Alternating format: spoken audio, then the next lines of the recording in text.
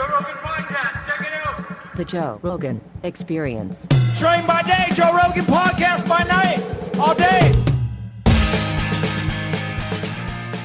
Okay. Gentlemen, what's happening? Nice to meet you. Nice to meet you, Steve.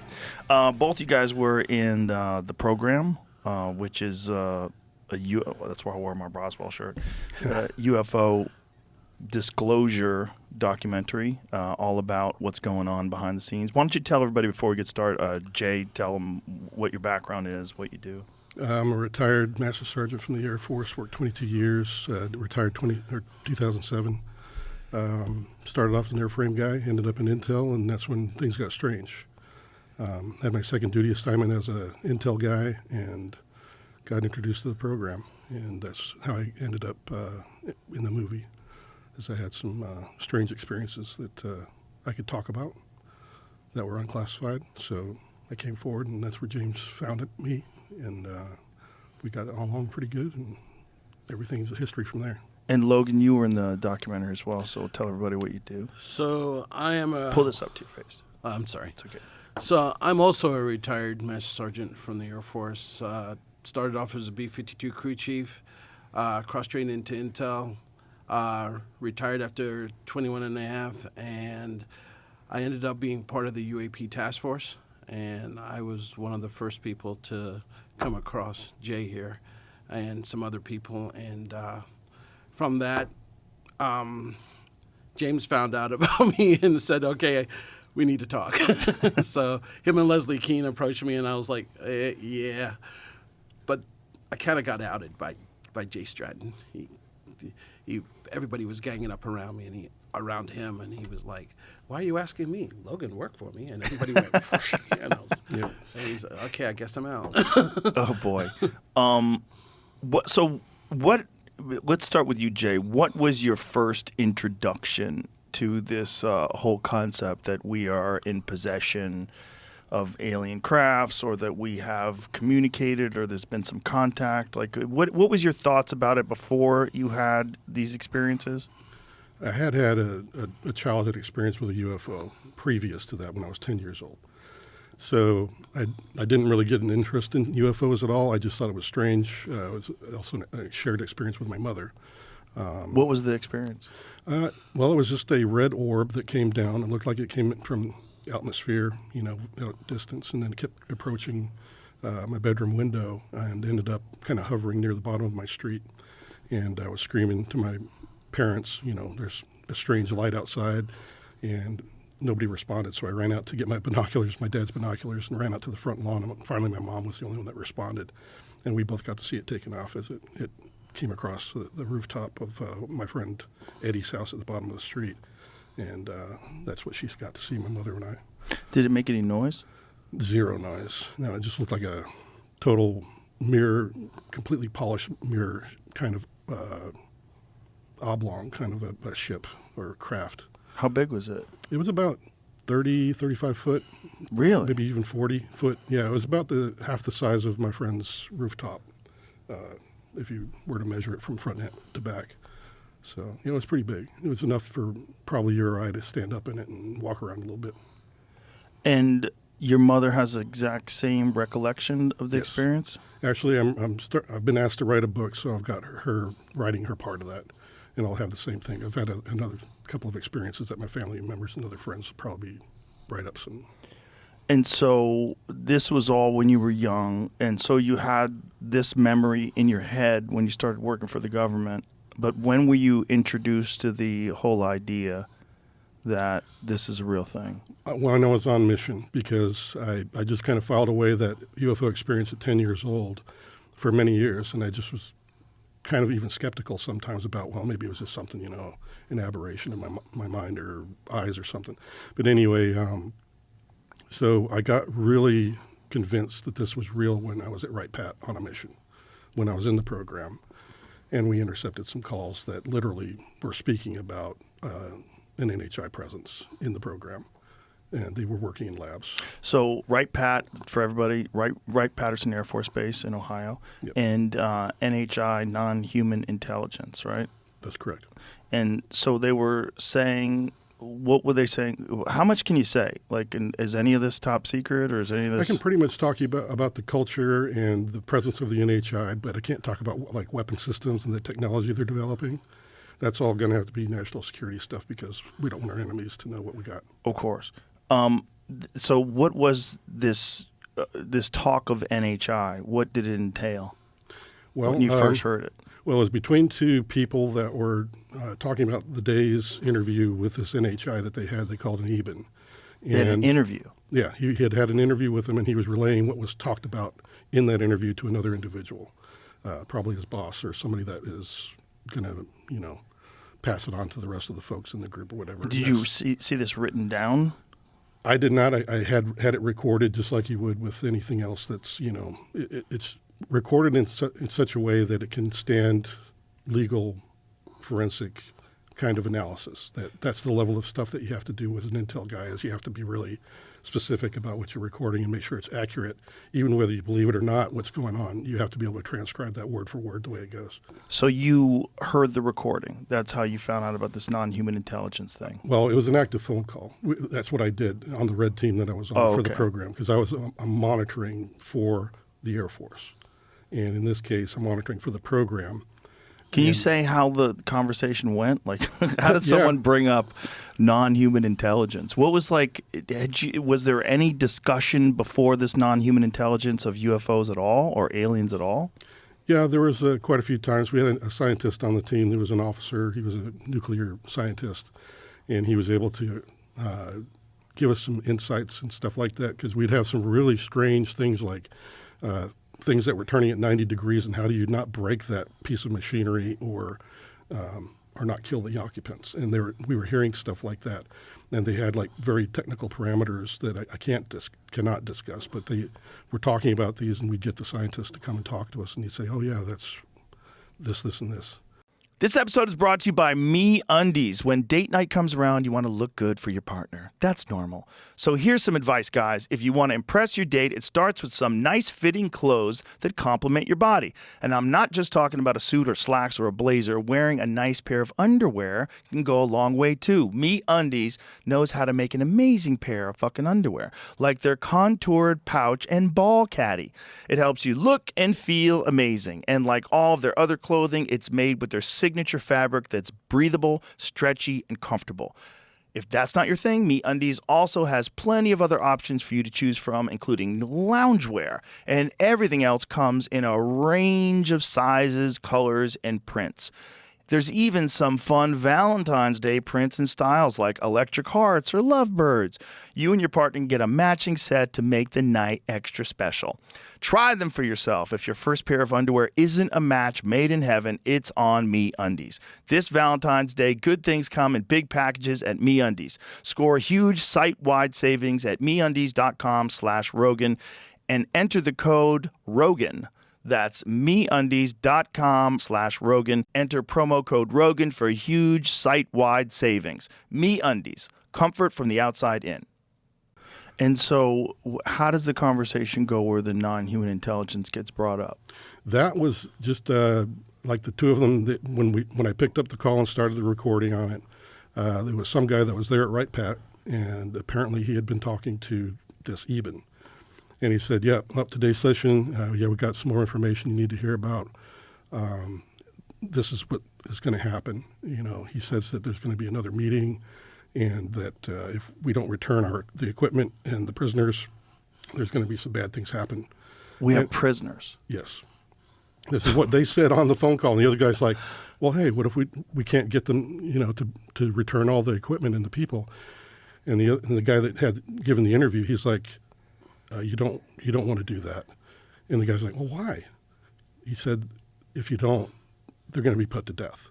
And I was like, I literally stepped back for a minute and I was like, what's going on here? So I had to finish out the call. They talked about sundry other things, just stupid stuff. Can you be a little bit more clear, like who's going to be put to death? The program folks that are responsible for keeping the tech that's not theirs and also, doing things to these extraterrestrials. How did they allegedly acquire this tech? Retrievals. Retrievals. Yeah, when I was first introduced into the program, one of the very first things they asked me was, do you want to be part of the retrieval program?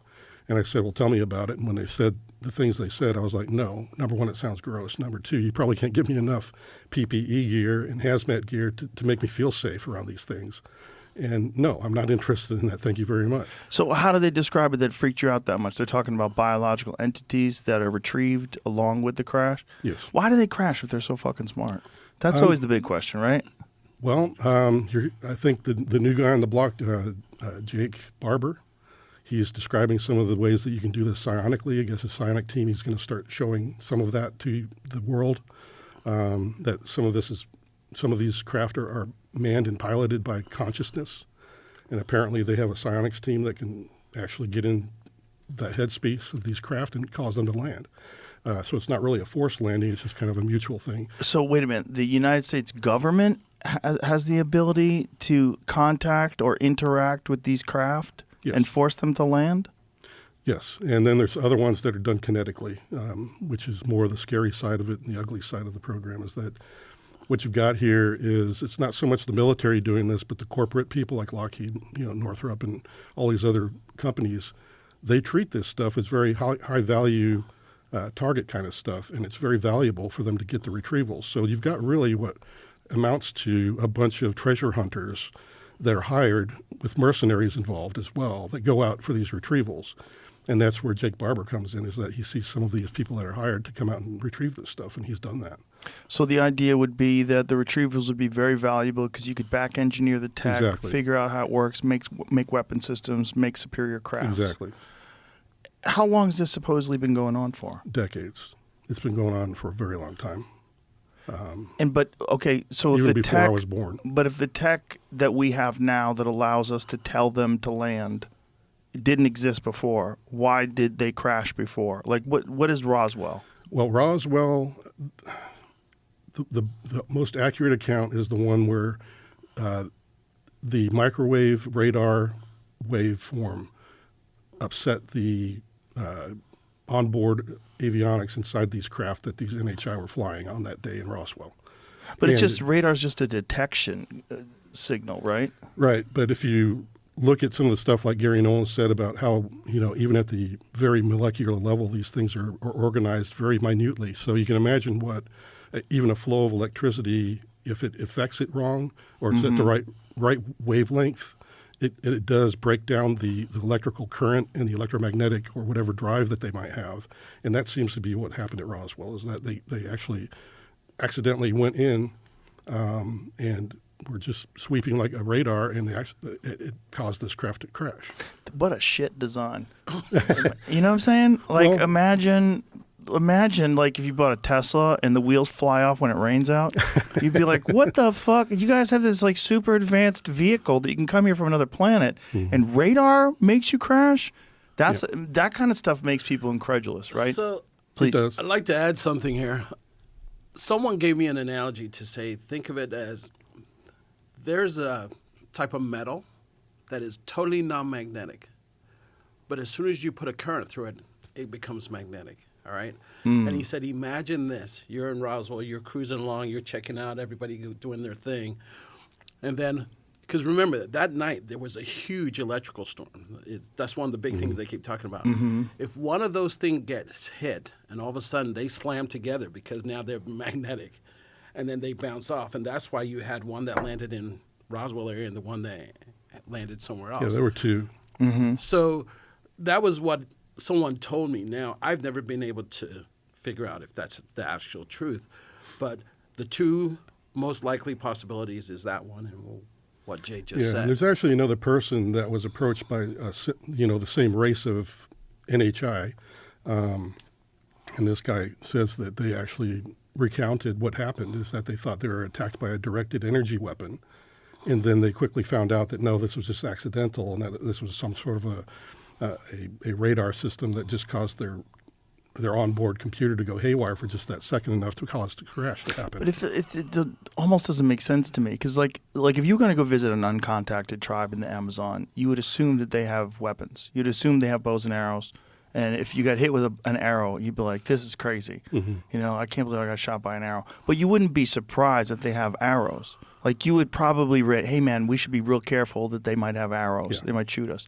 So if you're visiting the human race and you're so advanced that in 1947 you can come here from wherever, another planet, another dimension, whatever you're doing, wouldn't you know about radar? And wouldn't you have like a system to prepare yourself for storms? Yes, and that's something that might have taken them by surprise because you're talking about 1950s. Radars were not all that new, but they weren't all that old either. When was radar invented? Do you know? It was World War II, if I remember correctly. Yeah, it was World War II, so it was right around the 1950s, right just Right around the before, same time. Right, so it may have been unexpected technology for them, and maybe they just didn't have their countermeasures up or something. And there could have been some type of arrogance there because think about it. If we, based on our understanding, we believe that they've been coming here for thousands of years. Nothing's ever happened. And then all of a sudden. All of a sudden, this new technology and it causes their ship to crash. So you have to think about the time frame of when this radar stuff was actually being. And besides that, they do not always. I intercepted a different call that states that they do have a periodicity between when they come and go. They're not always here, or they're out doing other things, I guess. And I treat this like a segment on the Arsenio Hall show. Things that make you go, I'm not sure. It just seems dumb. It just seems dumb that radar could take them out.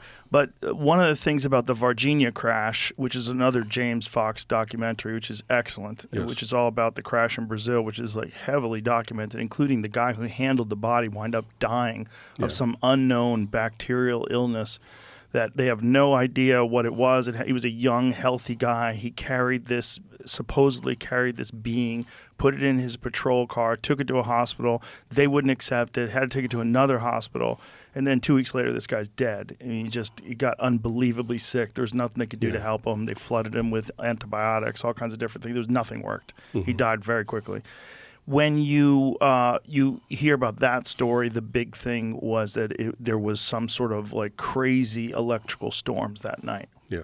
But again, if you're going to have a Tesla, you would assume the wheels won't fly off when it rains. Like, you're going to come here for another planet. Like, what's on that planet? Oh, well, they occasionally have lightning. Well, let's not fuck around if they have lightning. Let's not go into the storm. If you're in a plane, you can go above the storm. You know how, like, a pilot says, we're going to take this plane above 45,000 feet, to let you know. And then you look down, you can see lightning below you in the clouds. Yes. It's kind of crazy. Yep. How come they can't do that? You got me. I was born in '63. This has happened earlier than I even got there. I'm just trying to go off of what I heard on. I understand. On my I'm missions, I'm just playing devil's advocate. And I agree. I kind of had the same thoughts, but at the same time, we've made similar stupid decisions when it comes to battles and I know, but I would just just assume they're way better than us. Right? Yes, I would assume 100%. they, like you were talking about arrogance, I would assume they don't have that anymore. Like, No, let's that's not- fucking work that out of the system. We should work it out of the system. Well, I think that's true to an extent, but I think also they're very common. They have things in common with us as well, that they do have, the same sorts of, desires to want to live their life well, and all these other things are part of it. So, yeah. Well, it seems like if you want to go and do something, anything, like you want to explore the universe, you want to accomplish things, you want to make technology, it almost seems like some kind of self-acknowledgement or some kind of ego has to be present. Yes. Like, otherwise, there's no motivation to do anything. Like, this was the question about artificial intelligence. We were talking about this, and I said, but if artificial intelligence doesn't have any human needs, it doesn't have the desire to spread its DNA, it doesn't have the desire to achieve status, Yes. why would it do anything? Why wouldn't it just sit there and just observe and just watch us be stupid? And maybe it would say, logically, it would interfere if we were about to blow each other up or something crazy like that. But other than that, why would it do anything? Why would it have any desire to take over? Well, look at us, and this is where I think there's a commonality between us and the NHI. We're intelligent people. Some of us. Some of us, yes. And then but, Go on TikTok. I've seen that stupidity. You're right. Oh, yeah. So, Well, okay, it's take back what everywhere I now. said. No, but actually, though, they. No, obviously we're intelligent. I'm joking. But they probably have a desire for entertainment, which we do have a great. Oh, yeah, we're very entertaining. We love that, yeah. And they probably have a curiosity as well. They have to, right? If they're exploring, why else would they explore? Yeah. So it's whatever it is that made us, from ancient primates to what we are today, a big part of that is all these needs and desires. And you got to wonder, like, at some point in time, does that get engineered out of the biological system? And if it does, that system seems like it wouldn't need to explore at all, unless it's facilitating a process, unless there's a very delicate process where advanced life forms like ourselves are experiencing this new technology, and a lot of the people that are in possession of the technology aren't even the ones who created it. So they have all this insane responsibility, but they've done none of the work, and they have power over this technology, which is where we find ourselves today, which is real weird.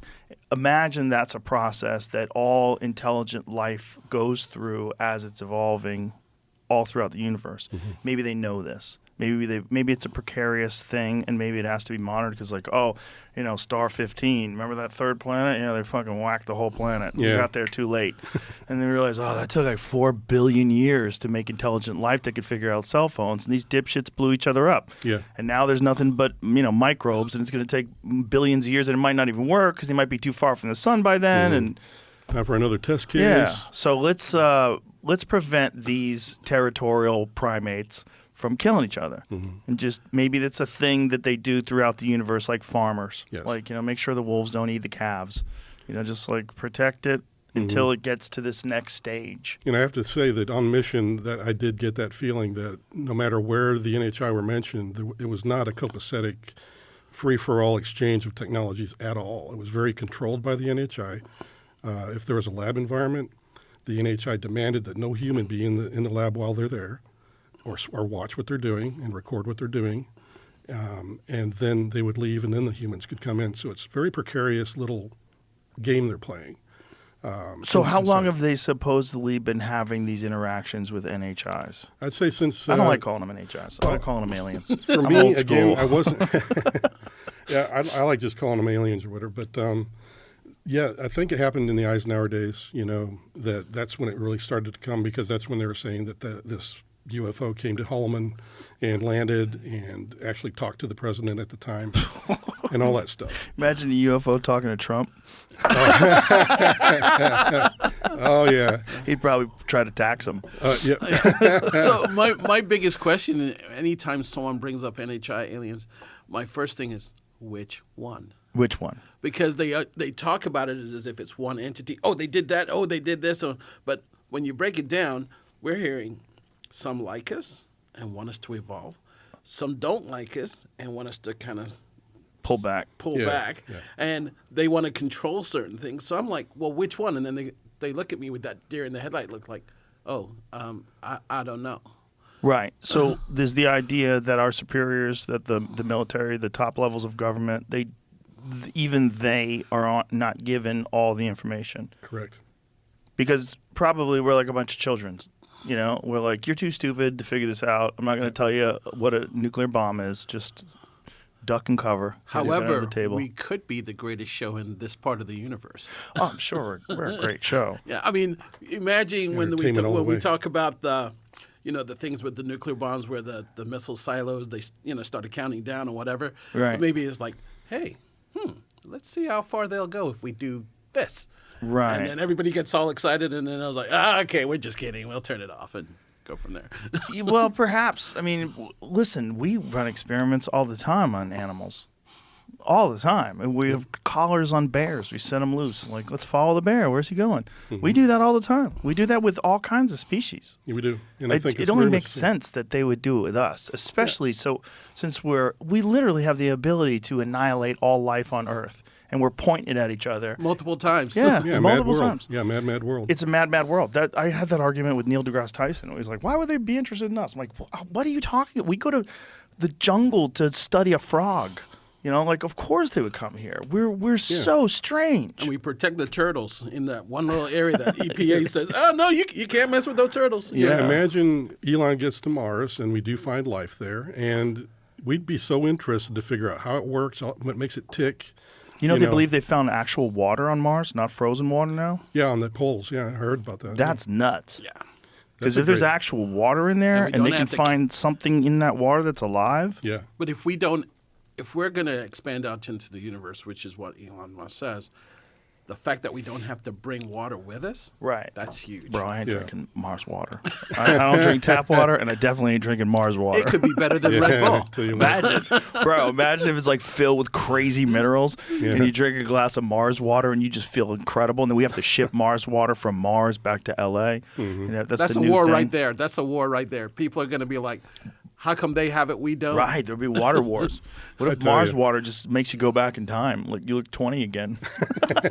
Yeah. Yep. You know, I Yep. mean, who knows what the fuck's in that water? I don't know, but those are the kind of things you're right though. That's kind of how we are. Is that we're very curious about what's on that planet and Yeah. how we can utilize the resources that are there, like the water and everything else.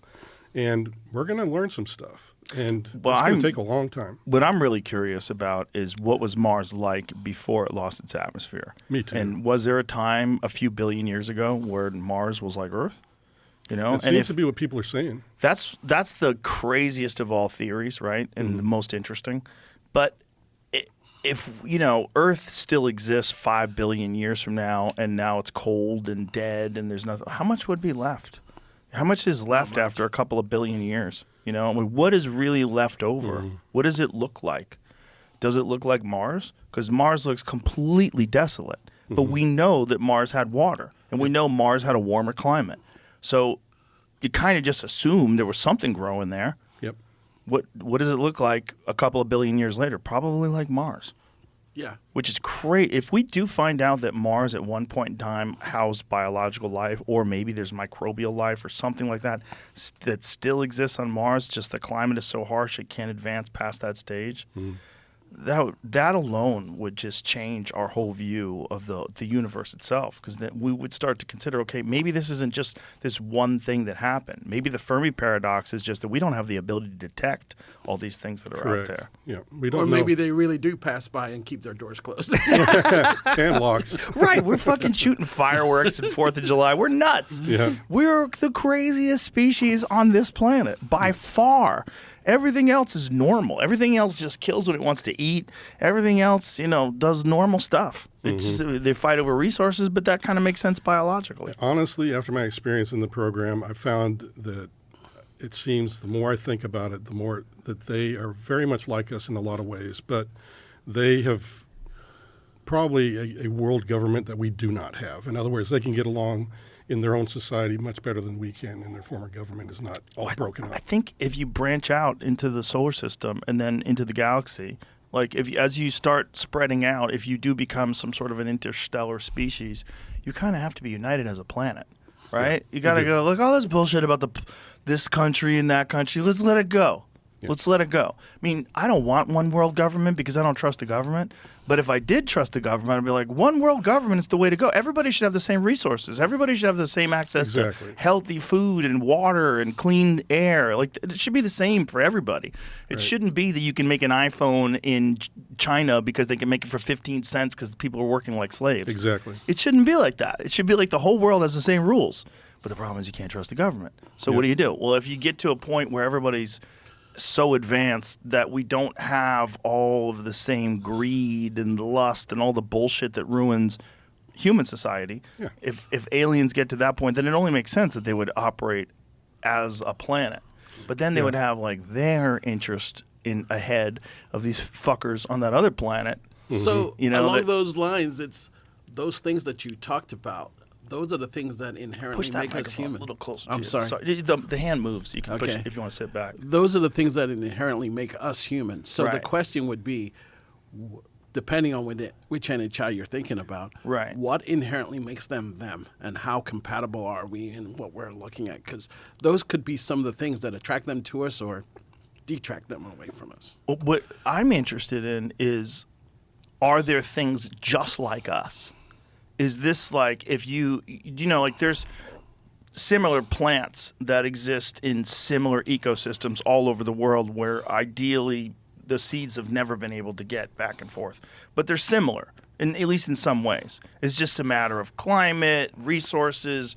These plant over millions and millions of years, the same kind of plants grow. Similar kind of animals. There's rats all over the place. There's a pattern to it. Yeah, there's You a know, pattern. At atomic level, that there's a way that things occur naturally, and they form different things. So a bird, I agree. I think you and I talked about it the first time we spoke on the phone, is that, yeah, there probably is a bird, kind of looks like a bird on another part of the universe, but maybe it has, two sets of wings. Right. Or two heads or something. I don't know. Just Right. because. This ain't the little itty bitty teeny tiny bowl. This is Super Bowl 59. Get in on the action at DraftKings Sportsbook, an official sports betting partner of Super Bowl 59. Scoring touchdowns is key to hoisting the Vince Lombardi Trophy, and you have a shot to score big by betting on them at DraftKings Sportsbook, the #1 place to bet touchdowns. New DraftKings customers can bet $5 to get $200 in bonus bets instantly. Download the DraftKings Sportsbook app and use the code Rogan. That's code Rogan for new customers to get $200 in bonus bets instantly when you bet just $5. Only on DraftKings Sportsbook. The crown is yours. Gambling problem? Call 1-800-GAMBLER. In New York, call 877-8-HOPE-NY or text HOPE-NY 467-369. In Connecticut, help is available for problem gambling. Call 888-789-7777 or visit ccpg.org. Please play responsibly. On behalf of Boot Hill Casino and Resort in Kansas, 21 and over. Age and eligibility varies by jurisdiction. Void in Ontario. New customers only. Bonus bets expire 168 hours after issuance. For additional terms and responsible gaming resources, see dkng.co/audio. Something similar, the birds vary so wide. You can get a sparrow, or you can get a fucking eagle or a condor. Yeah. There's so many different kinds of birds too. But I wonder, is this the only kind of way life evolves, or are there planets that are just radically different than our planet and life forms in a completely different way? Yeah, I would think that that's true also, is that there's exceptions to the rule, just like there are here on Earth, that Right. you've got some really strange creatures that roam around, like people are starting to say octopi and stuff. They don't fit the normal way that things evolve around Right. the Earth and stuff And like there's that. no bones there, so you're not going to find any fossils anywhere. Yeah. That's why. But if you think about some of the things that we're being told now, 99% of all life that lived before is all gone now. Right. So if this is what's left, maybe some of those unique things that were out there, there's something similar. Because one of the things that I ponder is there's got to be some grand design, because when we see these aliens, whether they talk about it's a gray, it's a Nordic, it's a draconian, or if it's a mantis, they're all standing upright. So is that a part of the grand design, that is as intelligent as you get further up the food chain, you start to stand on your two legs and whatever. And then I think about, if it's a mantis, whatever, how did they build their ships if they don't really have opposable thumbs? And those are the things that we're always taught. These are the things that make us unique as humans, and we can build things. And that's why the other animals didn't. The only other animal out there is the chimpanzee or the gorilla or something, primates. But obviously, nature finds a way, and it's not human nature, it's something other type nature, and they do something else. Well, it could be genetic engineering too. It could be that I was going to mention that. they reach some point where they say, well, what's the best structure for a body? A mantis structure way better than a person structure. We break so easy. Mantis are insanely strong. You ever see a mantis catch a hummingbird at a feeder? Yes. It's nuts, man. Yeah, taking out tarantulas and scorpions. They're so little. And they just snatch that fucker up, and he can't move. And if you looked at them, the hummingbird's probably 4 times heavier, at least, probably more than that. And he just whoosh, gotcha. It's like that design, the exoskeleton design is superior in terms of durability, and also lobsters and crabs and all these kind of insects like that. Do mantis regrow limbs? Oh. Let's find that out.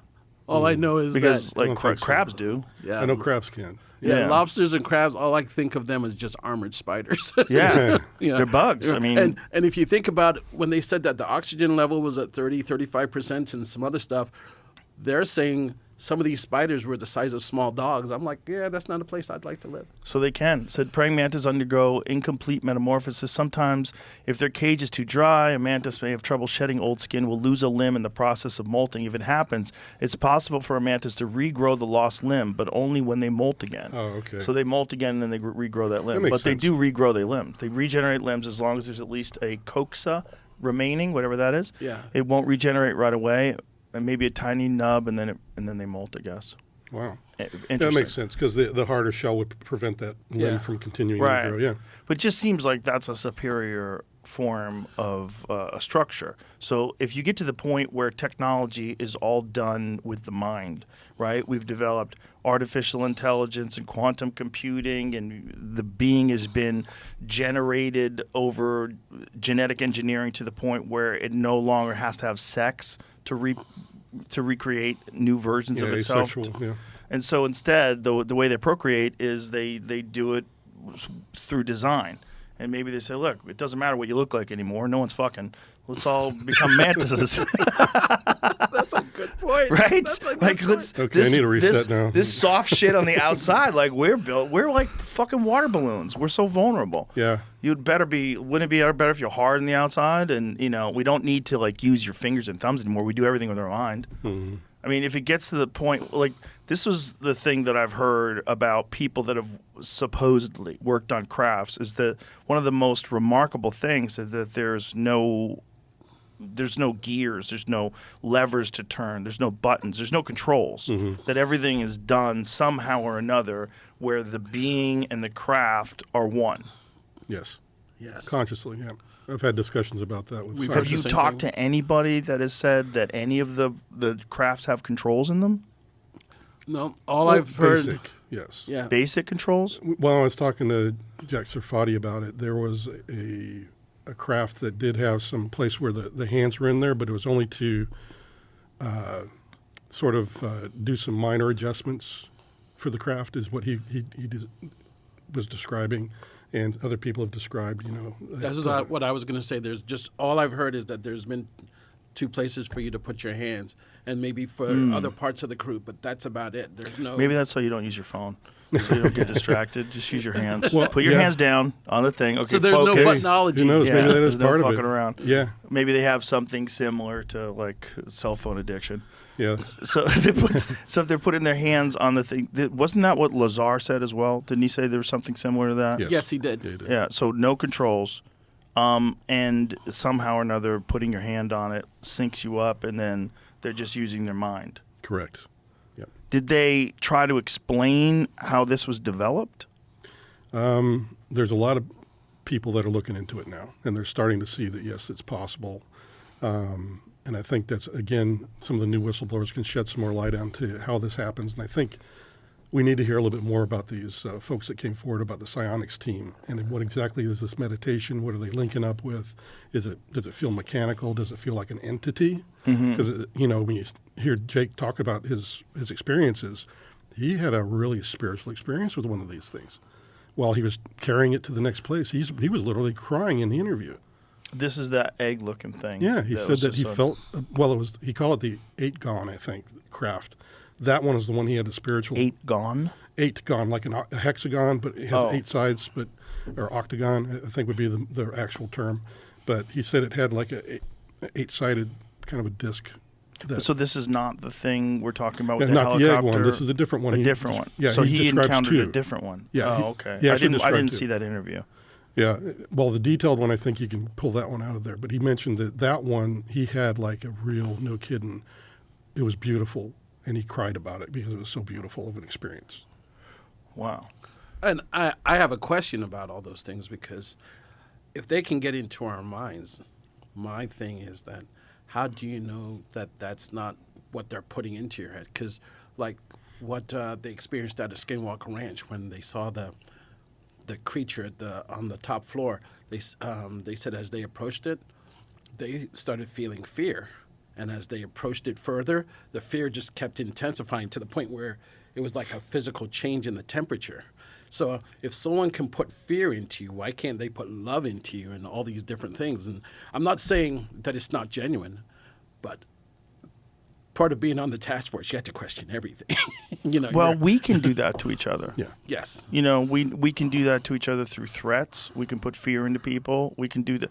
There's a crazy documentary called Holy Hell, and it's about this guy who was a cult leader. And one of the things that he would do to these people, he was a hypnotist too, but one of the things he would do to these people, he called it the knowing. and he would put his hands on them, and they would say that they would experience God. They had to be prepared for it. It was a thing that was very difficult to get. He had to approve you for it, and all these people wanted it, and they never got it. It was like a thing he held over your head. And then when he actually did it, even though this guy turned out to be a complete fraud and the cult disbanded, all those people talk about that moment when they had that experience with that guy, and they say it really happened. Wow. Because the human mind is weird, right? And if a person can do that to you by touching you, it just makes sense that some like super advanced being would say, like, what is the best feeling that I could give to this primitive entity that's studying me to let me know, like, don't blow me up, don't fuck with me, leave me alone. 100%. And this is the best expression that you can have in life. What is Right. the best expression you have in life? Is love, pure love, Yep. like just pure, just untethered love. Yep. It would make sense. It would like put that in you so that you would protect this thing. And that may be part of it, and I think that's what their desire is. Just like we, would try to put our best foot forward if we knew that we were similarly being scrutinized. And, Sure. we'd want to do that. When we visit uncontacted tribes, we give them free food. Yeah, we but just said, we're here for you guys. But see, that's where my fear is. That's why I came forward, is that I was hearing stuff that actually brought concern. That, and the way I kind of package that up is that the military happens to be, unfortunately, the face of humankind here in this situation when it comes to the program. Because it's definitely not the public. We're just, errantly having people come forward with, I got abducted, or I saw this and I saw that. But in the military, that seems to be where there is an interface going on. Right. And I'm just wondering, is that too heavy-handed because they're not seeing the full human? Right. They're only race? seeing the military humans. Right. And that's why I kind of took the tack that I did instead of going through all the other channels. I just was like, let me try something new. Let me talk to the people and get to know the people, what they feel about this. And I'll just tell my story. Whatever happens, happens. Yeah, I took some spears, but, for the most part, people are ready for this. People definitely want it. Whether they're ready for it, we'll find out if it Right. actually becomes bigger and more profound than what we've currently experienced. Yeah, I got asked a question, and they said, if you were going to go to Congress and say, here's what we need to know about the UAP experience, what would you tell everybody? That's a good question. And my answer was, we don't need you anymore, because so many groups now have caught on that if they attune themselves to whatever it is, they can talk to these things directly themselves. Now, whether it's good or bad, but because of the badness that has transpired over the years, more and more people like you said you don't trust the government. There's people, they don't trust the government at all in this other thing. So they're like, let's reach out by ourselves. You got people doing, RV and out-of-the-body experience and all that other stuff. Mm-hmm. You've got people that are being contacted directly, so now they're trying to say things.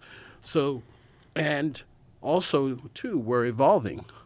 So as we're evolving and other things start happening, you have to start questioning, why do we need the government in the middle of this? Please don't take this the wrong way because people get angry. It's kind of like the Catholic Church. I was always told, if you want to talk to God, you talk to God. But then why do I need a priest? Right. So the government's always been the middleman. Mm-hmm. So Totally do we agree with really still need him? So when you're saying that all these people have figured out these methods, how to communicate with the aliens, what you're talking about is like people sitting down, this is something I'm hearing a lot lately, sitting down and supposedly summoning them, putting out like an intention and that they will come. Yes. Does that happen with you? You ever try it? I haven't yet. So Why wouldn't you try it? If you think it's real. I tell everybody I'm black and I'm afraid of the woo. Okay? Mm-hmm. But at some point, I know I'm going to have to embrace it because it is part of the experience. So, like, I'm good friends with Travis Taylor. And when we first started talking, he was like, okay, I'd like to talk to you about coming out to the ranch, you and some of your friends, your intel guys. Mm-hmm. And we talked about it. And then I kind of put it up in the room and said, hey, guys, if we had a chance to go out to the ranch, who would go? And all the white people put their hands up right away. And all the black people were like in the corner going, now let's think about this. Now, what are you actually asking? And I sat there and I go, why is it that we're so, reserved about going. And I remember something that someone told me was, when the woo happens, you embrace it, but you don't run towards it, because that whatever that experience is, it was probably meant for somebody else, and now you're interfering when you run towards it. Right. So if you summon the UFO, like if they come to visit you, that's meant to happen to you. But if you're summoning them, Yes, you may be. Do you really want that in your life? Distraction. Also, like, what do you? I mean, people say that if I could experience UFO contact, I would. Well, would you really? Because that might fuck up the whole rest of your life. Like, what if it does happen and then it never happens again, and then you have a wife and kids and a house, and you just sit in your fucking living room trying to pay attention to this football game when you're thinking about, I've seen a fucking alien. I've seen UFOs. They've come down and communicate with me telepathically. Yep. I know they're real. Yeah. Well, it would ruin your whole life. Remember that movie with Ben Affleck? I think it was called like Chasing Amy. And Chasing Amy, I remember the name. Yeah. I don't remember the movie. There was not that Amy. No, but there was something that was said in there that always made me think. After you have a first experience, and in this particular case, there was talking about your first orgasm. You're always chasing after that first best feeling that you ever had. You're never going to get there, but you're chasing it. And They say that about heroin too. Yes. They call it chasing the dragon. Yes. Yeah. So if you're one of those people that had a really profound experience with a creature from another world, you can't really explain it to everybody else. So you're looking for something else to make it seem real, because you start questioning everything that you know. And that's how I was. My first experience was when I was a kid in England, and me and a friend were just throwing a ball back and forward. And in the old days, people used to wrap the sneakers around the telephone lines. Mm-hmm.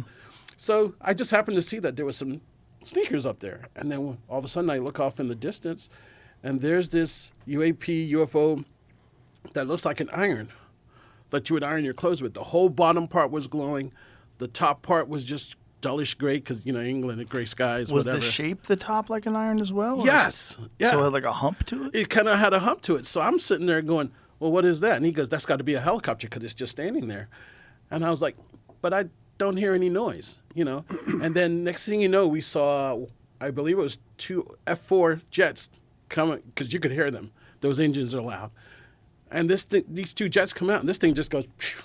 And this is when I was living in Nottingham, England, because I'm British by birth. All right. So, our parents were like, too much imagination, da-da-da-da-da-da-da. And I just kind of kept it in the back of my head. And then I saw things later, and I just kept questioning them. And finally it was like, I'm really going to have to look into this. So how old were you?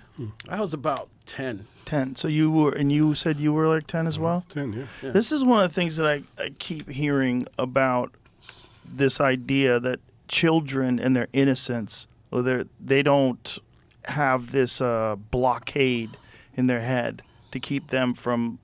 They don't think it's ridiculous to think about aliens. They're open to it more. We talked about this, and we're programmed as we get mature. Yeah, That's right. we don't want to be fools. Right. So Correct. I believe, and this is just my belief, not anybody's, but I believe from the mid 1950s all the way up to the mid 1990s. I think there was a deliberate attempt by these entities to reach out to school children and go into the schools. Because remember the Ruins, Zimbabwe incident? Right. That one's crazy. Right. That's crazy, because all those years later, they all have the same story. Yeah. They all drew the same thing independently. They pulled all them the way aside. to adulthood, they remember it. Yeah. And then there's the stuff in Australia. There's the stuff in England. There's the stuff in France. It's constantly, I think. The Australian one's real similar too, right? Yeah. I think his name was Preston Dennett. He wrote a book. I hope your viewers read it or take a look at it. It's like the top 100 school sightings. And half of it is based on just the sighting. Another part of it is based on the actual thing landing and trying to communicate with the kids. And I sat there just thinking, were they doing that to prepare us for now, for when they do come back, so we're not so afraid? The kids are more open-minded. I'm not sure, but you have to think about those things and go, aren't your Arsenio whole thing? Things that make you go, Mm-hmm. So those were some of the things that we just started thinking about and going, well, what if? And then I hate to play what if games, because my favorite what if is what if worms had machine guns? Birds wouldn't mess with them. But you have to play that game sometime and just kind of draw it out, and then see if you have a hypothesis that can start repeating itself, and then you go, hey, there is something to this. Yeah, well, the real question is, how long have entities been visiting us? And are the same entities visiting us over and over again? Or like the Zimbabwe incident, is that like the first time that species has ever been here? And did they just seek contact and didn't know that they're dealing with little children in a school? They just knew they were dealing with a group of intelligent beings that they could communicate with? They probably don't even have the concept of a school, right? Right. So if they're landing, I mean, they probably understand basic culture for human beings, but as they land and interact with people, this might be the first time this species has interacted with anybody. We don't know. I mean, we're dealing with hundreds of billions of stars just in this galaxy alone. Like, yeah, and personally, from just my belief in it, is that we have millennia of these sorts of encounters all through manuscripts. Even George Washington's got his story. George Washington had a story? Yeah, he met a green somebody before he actually went into a battle. Pull that up, Jamie. George Washington had a UFO encounter? Or an entity encounter? An entity. He just said that this was... George Washington also had lead poisoning. Shane Gillis has the best bit about George Washington. I don't know if you've ever seen it. It's fucking hilarious. About going to the George Washington Museum and seeing George Washington's teeth. And George Washington's teeth... They're all wooden. Well, no, they were slave teeth. First of all, they knocked some of the teeth out of slaves' mouths, and the other ones were from horses. Oh, my God. And it was all in lead. So he had lead in his mouth. I always thought they were wooden. So his joke is all about, like, George Washington being fucking mad with lead poisoning. Like fucking killing everybody. That's why he's at the front of the boat. He was out of his fucking mind. Yeah, it's a great bit. But the point is, like, George Washington was being poisoned by, medical science at the time. They didn't know that lead was bad for you. Yeah, it's which is crazy. He kept lead in his mouth. Yeah, but I do they remember. didn't know. I know, but like, makes you wonder, like, what are we doing right now that the future people are going to go, these fucking idiots were doing that? Mm-hmm. Yeah. But George Washington, have you found his account, Jamie? Not officially. So. Something about, it's from Ancient Aliens about the founding fathers. Good enough. Solid reference. Ancient Aliens. If it's on Ancient Aliens, it's legit. Yeah. Get Giorgio Tsoukalos to say it was wild hair. So all those things that happened to those kids, we don't know if it was. I mean, we're hearing stories now that they can mess with your mind. We don't know if they're pushing these kids forward mentally. We don't know if they're, dumbing them down because they know that these kids are going to be the ones that are going to make a difference. Because it all depends on which. Well, they're all adults now, right? Yeah. Are any of them like real exceptional, or any of them like PhDs or something like? Not that I've heard, I have not gone to check any of that. But one of the things that coincides with that I think there was. Exceptional people usually have to do some exceptional things to get noticed. And I think even if you're exceptional, you may not have fit the right block to get noticed. So that someone would sit there and go, hey, what's going on in your past, whatever. And then there's a lot of these people, they just don't want to talk about it.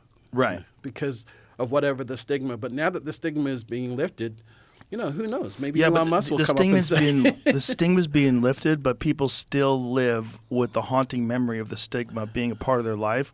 So I think people that have had an experience a long time ago, even though the stigma's lifted, they're still reluctant to talk about it. It's like there's still people that are in the closet.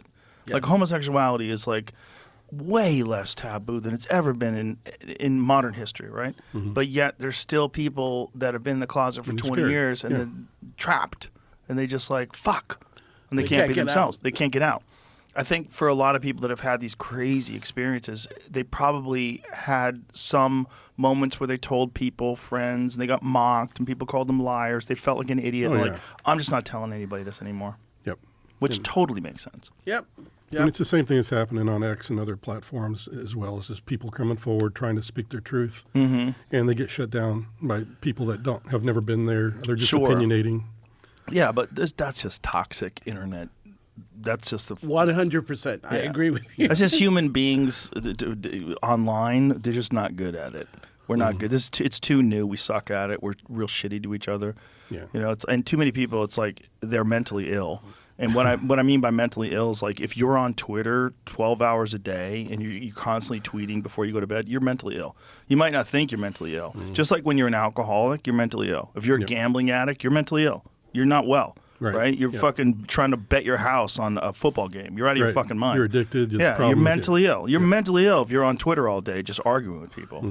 It's just the nature of the technology and the very crude way that people interact with each other, which leads you to think that as technology evolves and it gets to the point where we're communicating telepathically, like supposedly they can, it sort of eliminates the need to even know our language. They can just come and give us thoughts and express things in a pure way without the need to like decipher it through syntax. But there's still the worry of misinterpretation because my family was pretty religious. And when I was growing up, they're like, God is omnipotent. God knows everything. God doesn't make mistakes and everything. And then I was like, that's not exactly true. But if you think that God is omnipotent and he's communicating with everybody, how is it that all the leaders of a church have different views on how we're supposed to talk to God? If God is why isn't he just saying? It's a personal experience, really. Yeah. And it's the same thing with I think the NHI is that, like you're saying, you'd like to put a pattern to it, but maybe there's not. There's some, very random things that have happened in other encounters, but there's some of them that do seem to have a concerted effort, a prolonged effort for maybe even millennia, because we do see like old stone, ancient, monuments and monoliths that do have these depictions of what look exactly like graves. Yes. Yeah. The craziest one, is it in Australia? The one that's on the wall where there's all these dudes with the big eyes? I forget where. There's a couple of places where that is. There's a couple of those cave paintings that are like that, yeah. Where are those from? Do you remember? I think there's some down in South America. I saved one. I'll send it to you, Jamie, because I read saw so it much the other stuff day online, and it freaked me out so much I saved it on my phone. I was like, this is so crazy just to look at. Yeah, and there was one on the side of a hillside or a cliff face. Yeah, and that was another May I ask one. why it freaked you out? I think that was Arizona. Well, because Grand Canyon. I just sent it to Jamie. We take a look at it right here. Jamie, you could run that through a Google search. You can find out where it is. Or I'll do that while you put it up on the screen. It freaks me out because these people were starving. These people were like barely getting by, right? They have stone tools. And they took the time to draw these things with these like weird helmets on and these big black eyes, which is very similar to so many different encounters that people have. They all describe a very similar thing, a big head with giant black eyes. So those are the typical grays, but I heard in South America there were people that they showed that picture to, and they called them the ant people because they said they came from underground. Well, that's the other question. Like, we're just sort of assuming that these things are definitely from another planet, that they're not here and they haven't been here all along. Yeah, isn't it the Anasazi and the Navajo? I think both so of them these are have the Aboriginal ant people drawings or Aboriginal paintings. Yes. Yes. So this is from Australia, which is just Australia, wild. And you get them all over the world. All over the world. Yep. And real similar all over the world. Yeah, you got them in Ireland, Europe, you got them in the United States, you got Central America, And everywhere. the vast majority of those children that saw UAP, that came down near their school, if there was an entity that was there, it was usually the typical gray-looking ones that were there. Well, the ones that they saw in Varginha, Brazil, are kind of similar, but they seem like a darker color. Like it was almost like a purple, right? Yeah, it was reddish purple or something like that. Yeah. But they did have the black eyes and the large heads, and they had horns, though. They had horns. There was a very specific thing that they said. The pictures that we're seeing for Varginha, this one had red eyes, and the reason why I'm bringing that up is because a friend of mine contacted me, a mutual friend that we talked about. Oh, okay, He was talking about something known as the Dover Demon, and it's over by Dover, Delaware. And there was supposed to be an incident where a UAP came down and there was a creature, and it looked a lot like the Varginha creature with the red eyes and whatever. So he was asking. That's what the Varginha thing looks. Oh, that's the Dover Demon. Yeah. That's the Dover. That looks like a shoebill bird. That crazy bird. Yeah, but he said it had bright red eyes. And fun! Imagine that. Imagine like running into that thing in the night. Right. Yeah. So the question was, Never sleep glowing again. eyes. Never sleep again. Yeah. All I know is like I told Travis. It does look a lot like the Virginia one, though. Yeah. That It does. is. Go back to that last drawing you drew, Jamie.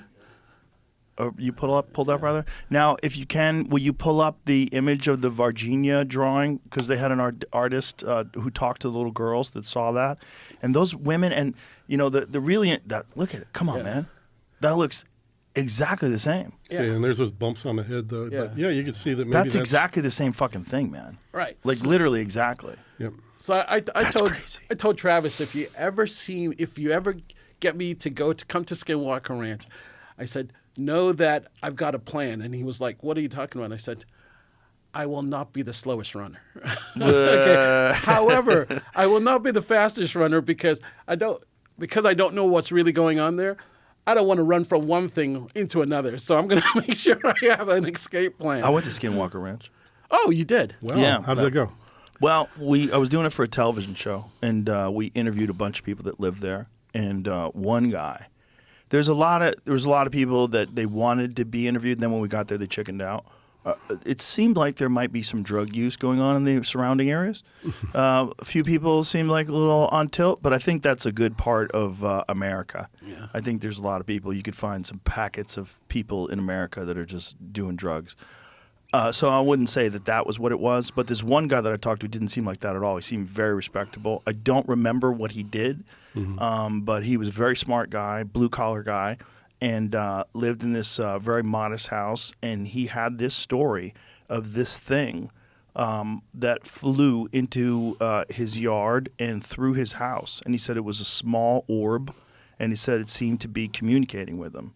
And Wow. this guy didn't have any other bullshit stories. He didn't have any Just a claims one-off. of just this one experience that he said was beautiful. He said it was incredible that this thing seemed like it was alive. It seemed like it was communicating with him. And it went right through the walls. And then it went through the wall again and disappeared. I've had a similar case. So every March I go to Seaside, Oregon, because they have a paranormal conference, and I'm not into the paranormal stuff, but my friends are. So I want to listen and I want to learn. Right. Because this is me trying to get over my fear of going in there. You have a And- fear of paranormal or a fear of being around the people that believe in paranormal? No, of the paranormal, because of certain things that I've heard from when I was a kid, and you have to overcome some of those childhood fears and stuff like that. Okay. So when I was there, I was talking about my app and all this other stuff, and these two Asian ladies were watching me walk on the stage, and I was like, why are they looking at me like that? And I was like, is my flies down or something? What did I do, And as soon as I stepped off the stage, I said, Mr. Logan, what are they? What are they? And I was like, what do you mean? She pulls out on her phone the most beautiful, pristine picture of an orb sitting in a doorway. And I'm like, what happened there? And she said, it was my birthday. And she said, all my family was there. And she said, but I got tired, so I was laying down. And she said, I heard like this electrical discharge going on. And she said, it came right through her wall, started floating across her room. She said it got to her doorway. She screamed, and all her family came, and the son, I guess it was, took the picture of the orb.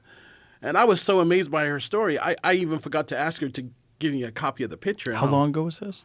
This was like 2 years ago. So fairly modern phone. Yeah, it was an iPhone. She was they were from Northern California, and they drove up to this thing, and I'm just like, so what happened? She said it actually sat there and did this like a heartbeat, getting bigger and smaller. Whoa. And then she said it just kind of went back out the way it came in. And she goes, what are they? You were on the task force. Don't you know about these things? And I was like, whoa, we're not omnipotent. We're trying to learn just like you are. And every year, I've been back there twice now. And every year I go, hey, if those two Asian ladies are in here, can we talk? And they haven't shown back up. But it sounded just like your story of what happened to this other Yeah, he was the individual. only guy that was compelling. There was a bunch of other people that had goofy stories of bulletproof wolves that appeared out of the mist, and okay. They just seemed like some people just wanted to be on TV, which is normal, right? You Right. show up with cameras, people Yeah. tell stories. And this is another show that I worked on once. It was called Game Show in My Head, and this is pretty funny. We told people So there was the game show was we would take a contestant. The contestant knew that they were going to pull pranks on people, but they didn't know what the prank was going to be. And so we had a piece in their ear, and we would put them out in the public. And my thing was that I had to tell them that they are a news reporter and that someone had just seen a UFO and had an encounter with an alien right there in Hollywood, but the person who was the witness took off. Would you be willing to go on camera and say it was you? And everybody said yes. They all did. And people had crazy stories. They talked about being abducted and being on the ship and experience, and they were communicating with me. They just fully made up stories. And that was an eye-opener for me. I was like, wow, you put a camera on people.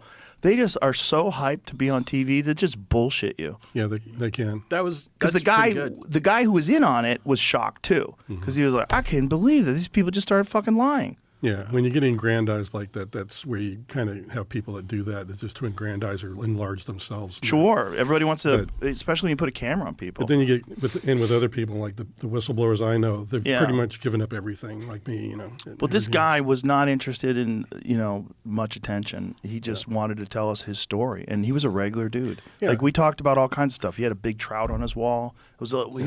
He had a trout, like when they make trophies out of fish, they don't really make trophies anymore. What they do is they take a photo and the measurements, and then they make like a plastic version of that fish that looks exactly like it. That's how they do it. But this guy had like a real trophy fish that he had mounted. I'm like, they don't even do that anymore. So I started asking him questions. And Game show my head. yeah, that's it. But a long time ago. But the point is, this guy was a sincere dude. He was telling me how he caught the fish. When I'm asking people questions about stuff, I want to know how you think. When I'm talking to some guy that tells me he had an encounter with an orb, I want to hear what you talk about. Like, how do you talk about you at work? How do you talk about you with your kids? How do you treat your dog? How do you know what I'm saying? Like, I'm trying to get a gauge of this guy. He seems super sincere. Just a regular good guy, very accommodating, like very friendly. You would have made a good analyst. Yeah. Maybe. Because the thing that we're trying to do as the all source analyst is to look at all aspects of what happened. Yeah. And sometimes people just go in there, the thing that really upsets me is when I was part of the task force was someone just handing me a picture and just going, so what is it? Oh, right. No context, no nothing. Right. You're just like, okay. It could be fake. Right. I don't know what the fuck that is. So we put it through the image analyzer. Right. I don't know if you've had any mental issues or, Right. I mean, someone showed me something that it was a button on a glass. And at first I was like, that looks really intriguing. But there was something about it that was just, it wasn't quite right. And I'm like, I think this is fake, but I don't know why. And then finally the guy said, button on a glass, I was That's the thing that, do you know that feeling? Have you ever seen photos of miniature cars? yes. Yeah. There's that autistic kid that does that I was just really looking at good that pictures. yesterday, Yeah. But what I was getting at, there's something wrong with the car that even in a photo, it's not a real car. Yes. It's a miniature car. Your brain is very good at that. Yep. It's that's a real weird one because it doesn't make sense. Like there's a perception. You look at it like, oh, that's a miniature car. It's a fake. That's like a Hot Wheel because they're really good now. Like if you pull up a photo of like a miniature Mustang. Yeah. There's an autistic kid out there that's all he does. That's all he does. He gets miniature cars and puts them in a real background. I've seen that. Yeah, I've seen that. Yeah. So these are miniatures. Yeah, those are fake. Okay, well background. that's Yeah, really that's kind of good. the That's quality. really good. Yeah. That's a lot better than normal. Yeah, but you can That's see really the good. tires are not resting, flat like there's weight to the car. Oh, that's a good point. That's a good point. See, those are the things as an analyst you look at in the image. It's just you're looking at, things like that. Actually, yeah, that's the kid, 13-year-old kid. There you go, yeah, that's Oh, okay. So he's really good at it. He's these, really good. These look, other than what you said, Jay, that you don't see the weight of the tires. But it's like, okay, that one right there, that Nissan. Click on that one, the blue one. Yeah, that's a Nissan GTR. I'm looking at that, and I'm like, that's a fake car. I don't know why. Yeah, that looks like a model. But why does it look like a model? It's got to be that driver's window. It's the decals to me. But everything looks pretty fucking good. Yes. Well, yeah, it looks good, but there's just little details that your mind is picking up on going, it's not quite right. Right. I mean, there's something about it, right? Like, And- what is that something about it? This kind of falls into the area too of tires. when you do see a UAP, something about it is what's telling you that it's a UAP, but you're also looking in your mind's memory bank to say this is fake. This can't be real because it's not doing X. It's not doing whatever. Right. And then sometimes you end up going, it's just not real. I'm throwing it out of my head. And then all of a sudden someone either tells you something that makes you go back and go, oh my God, that thing did that. So maybe it was real. Or you see something about it, something weird about it that just triggers you and you're like, oh, OMG. And now your whole thing, your whole view on the whole universe is changing because you're like, Yeah, and I it's- did. That's one of the see litmus that. tests I give people when they, because I have a lot of people that ask me, can you vet this guy? He says he's had an encounter, and then I kind of go through the experience because, the one that I had in the desert, there was a telepathic kind of a thing that happened during that conversation I had with that gentleman in the desert. And there's parts of that people who've only really experienced it, they actually know about, like the residual data or information that's left behind in your own mind, because you're sharing a mind space and things like this. And there's certain things that when I ask questions of people that, sometimes I can tell right then and there you weren't there. That's not a Right. real experience. But the people that do describe it, and I know that they're telling the truth, there's certain characteristics about that communication type that you only get when you've been talking, no kidding, telepathically with. Right. Well, especially you as a person who's had an experience. Correct. You have something to gauge. There's certain things like in your field, like if you ran into a dude at the airport that was a faker, there's a lot of guys who put on like fake military outfits and pretend they're, and then they get questioned by Stolen real valor and yeah, all that. Yes. Yeah. it's weird. It but is. but people are weird. People will make up crazy stories. So Yes. like when you're dealing with the craziest of crazy stories, which is UFOs have been in contact with me. I'm special. They chose me to talk to me. And I don't feel special at all. I was accidental. Well, that's probably because it was a real story. So when he first showed up, I was one of the first people to Yeah, get his. he knows my whole history, man. When he first showed up, first thing I read through everything. I was like, I'm gonna have to run a background check on this guy. Right. He might be kook. Right, and then I was like, so I did the basics, and then I called up David Grush, and I was like, boy, do I have a doozy for you. I can't do anything with this guy because I there's not enough here for me to do a thorough background check, but boy, you got to listen to what this guy has to say. And from there, David took it on, and I was like, he came back to me and goes, well, this guy looks to be the real deal. And I was like, holy crap. So we kind of teased that then. So let's get to your experience. Why don't you tell everybody what happened? Just doing my job at Nellis. We had two things we did. We did the telephone monitoring. Like we Where's talked about. Nellis? It's in Nevada. So I'm working at Nellis Air Force Base for the Det-3, and that's where the program, they have a shop that of 4 guys, I was one of them, that would go out and monitor for the program. So anyway, the other side of my job was also doing monitoring for everybody else that wasn't in the program. And when you say monitoring, what do you mean by that? You're actually plugging into, like, just like you heard, tapping, telephones, all the ways we all the telecommunications type. We made sure that we listened to radios, we listened to radio waves, all that, and we gather it all in. And what we're tasked to do is, say a commander at Wright-Patterson, we went to do. It's always a 2-week mission mostly, unless it's part of an operation like Desert Storm, and you stay for a month or 2, and then you change out teams. But 2 weeks is the standard. So we go 2 weeks to Wright-Patterson. We gather all the information we can on all the telecommunications means, and we also have an OSI team that's trying to sneak in the doors and get into the facilities they shouldn't be at, just to test the security. And that's all we're there for. And at the end of the day, on the last Friday, we go in and we talk to the staff. And then about 90 days later, we put in a final report and give that, again, back to the staff. And that's kind of how we rolled. So we're going up range for those kind of things. We don't do the telephone monitoring when we go up range to the test range at Nellis. That was what we called red forcing, and what our job was there is we were also trained to do combat ops against our own pilots so that we could help them survive in a wartime environment. And that was done at the top of Black Mountain. And that we call that there was a little schoolhouse there. And then if you walk up another few yards, there's really those big golf ball looking radars or satellite dishes were up at the very top. But anyway, that's where we were heading this one day. So we all packed up. We're in Beatty, Nevada, which is the Borough Inn. I can tell you that's where we always hold up at. And we take off from there every morning to go do the AM and the PM push. That's what you call it when the war is on. You call it the push. So we had one in the morning called AM push, one in the afternoon PM push.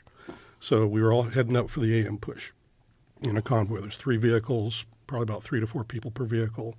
I'm in the lead vehicle with the ranking guy. He's driving, and I'm right behind him. And then there's another gentleman in the passenger seat across from the driver, and then there's a young lady next to me. And we're all going up. And the ranking guy had been there the week before, and he had seen the craft fly by, because that one's out there on the internet.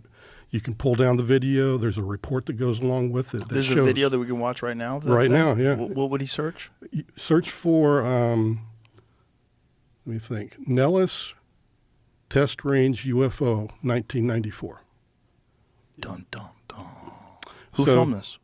This was filmed by the operators on the range because we're putting these pilots in a risky situation by playing war with them, but we're training them. So if there is any kind of a mishap or a pilot or plane goes down, everything needs to be recorded. So they this have. Is it right here? Yes. So this is being taken. This video is being taken by one of these cameras that's up on the range, and along the bottom you see that this is also trying to lock on to the craft, so it can, follow it as it goes in and out, because this is the kind of way that you want to track if there's a craft that is having problems. And This is moving very erratically. Right. So this is what the ranking guy saw. Can I pause you for a second? This tracking, is this manual or is this like some This sort of an automated system? It's an automated system. So the automated system is having a hard time locking on to it. Yeah, if it locks on, you'll see a big spike, and that means that it finally locks on. Right now it's trying to, but something is stopping it from locking on, and they think it was the craft. It's moving like crazy, side to side, all over. There's actually a recording that goes with it where you hear the guys going, "Hey, does anybody know what this is? What's going on here?" Can we hear that?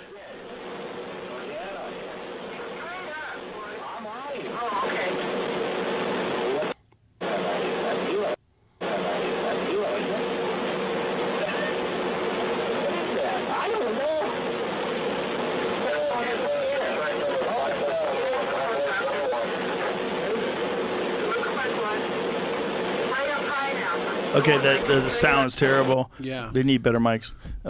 Honestly, that's the way it sounds when you're working up there. But anyway, I'm sure. But he's saying, what is that? I don't know. We're having a hard time locking onto it. Right. This is the video operator. So the following week after this happens, this video is taken, the ranking guy who had been there the week before and saw this thing flying, he takes us in this, when you go on the range through this one gate here, it goes up a little ways, and then there's a cantonment area. It's got a very small place where you can change your tires, get gas, minor maintenance to get your butt home if you have a car that's busted.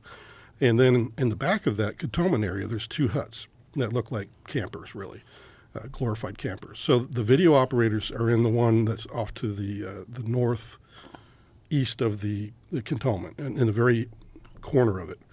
And the ranking guy just says, we all have to go in here. We're going to go talk to the video operators. We have to do this. And this was because the week prior, everybody came back to garrison or back to our unit, and they had seen this thing, and they were all talking about this UFO. So we go in there, and there's the video operator. He has us all write our names down, whether we were there and saw it the first week or not. Then he makes us all sit down and watch that video. And he says, do you know what this is? And we're like, no. And then he just said, okay, thank you. And then we, after everybody that was there saw it and wrote their name down, we were allowed to leave. And that was all that was required. And so I was like, well, what was that all about? But then as I'm exiting, this lady that had been sitting against the wall on the far part of this little hut that we were in, and she like grabs my arm and she just says, "There's somebody on the range. Don't talk to him." And she was really, really freaked out. And I'm like, "Thanks, strange, freaky lady. Got it." And I'm like, whatever. So we all hop out, we get in the vehicles, and then start taking off towards Quartz Mountain, because right at that cantonment area, there's a hard right. There's a hard right that goes off to Quartz Mountain. And about a mile, half a mile to a mile down that road, it's all dirt road up, by the way, there's this guy. It looks like he's wearing a uniform like we are. He got battle dress uniform on. So he sees us, and he starts to look like he's running, and he's got this really weird run, like his arms are kind of flailing behind him. It's like he was running against the hurricane wind, and it was like he was going to fall over at any time. And I was like, yeah, it's a bit windy today, but it ain't that bad.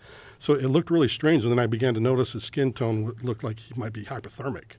And I'm thinking, oh, crap, this dude's been out here. It's freaking freezing out here, because it was a very cold day, and the wind was blowing. It was, those cold days where it didn't matter how many layers you had on. And so as we're getting closer, I'm talking to the ranking guy. Hey, we need to slow down. So anyway, I'm thinking this guy's probably in big trouble. I need to pull off my jacket. I need to give him something to get warm real quick. So I'm starting to do that, and we're approaching, and by the time I get my jacket most of the way off, he's right there at the corner of the front of the car. And So he looks pale? Is that what you're saying? He looked like an albino with a very bluish kind of undertone. If you could imagine, So you're assuming you're immediately associating that with he's freezing. Yeah, because that's all I could equate it to. Right. And then as I'm starting to open my door to try to administer aid to this guy, the dude in the front passenger seat screams he's got no ears, and I thought that was pretty rude. Because I was like, the guy's in trouble. Does he have a hat on? He's got a hat on, and he's got BDUs that look absolutely clean, pristine. And when you're uprange, you do not wear your cleanest uniform. You're in a dirty environment. You wear your scuffed up boots. You don't take them with you. So he's got clean battle dress uniform. Everything. United States military very uniform. Very out of place. Yeah, it looks very out of place when I finally do it. But anyway, I step out onto the roadway, and this guy screams that he's got no ears. And I just thinking it's really rude. And then I close the door, and I look up, and he's got no freaking ears. And his eyes are twice as big. And I just am like, yeah, what the hell did I just walk into? This guy's not from around here. How far away from him are you? Probably from me to just a few Logan. feet. Yeah, just talking distance. Okay. And I'm starting to freak out. But then he starts to talk to me, and it's not my language. But it's coming to, the understanding is like coming into my mind about every word he's saying. So he's actually saying words. He's saying words, but it doesn't sound like anything I've heard before. But you're understanding what he's saying. But I'm understanding. So I know there's a telepathic thing going on here, and it calms me down at the same time because I'm having to respond to him. And he's like, hello, I'm having trouble with my craft. I need some repair material. Do you know where I could find some tritium? And this is what he's talking to me about. And I'm like, you mean titanium? Because I didn't know anything about tritium at the time. But titanium, he's like, no, it's not it.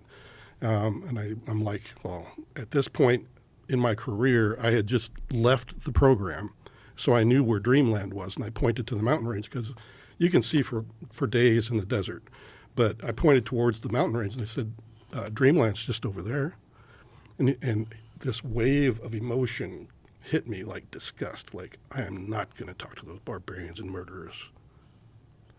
Wow, so he was saying that to you, his reaction to going to the military base was... Exactly, yeah. He did not like it. He said, I am not going to talk to those people. And then I was like, well, shoot. And it was barbarians and murderers? He literally, that was what he called them, yes. And mentally, that's what it was. But the is emotion... Tritium, is this a real thing? Well, that's what...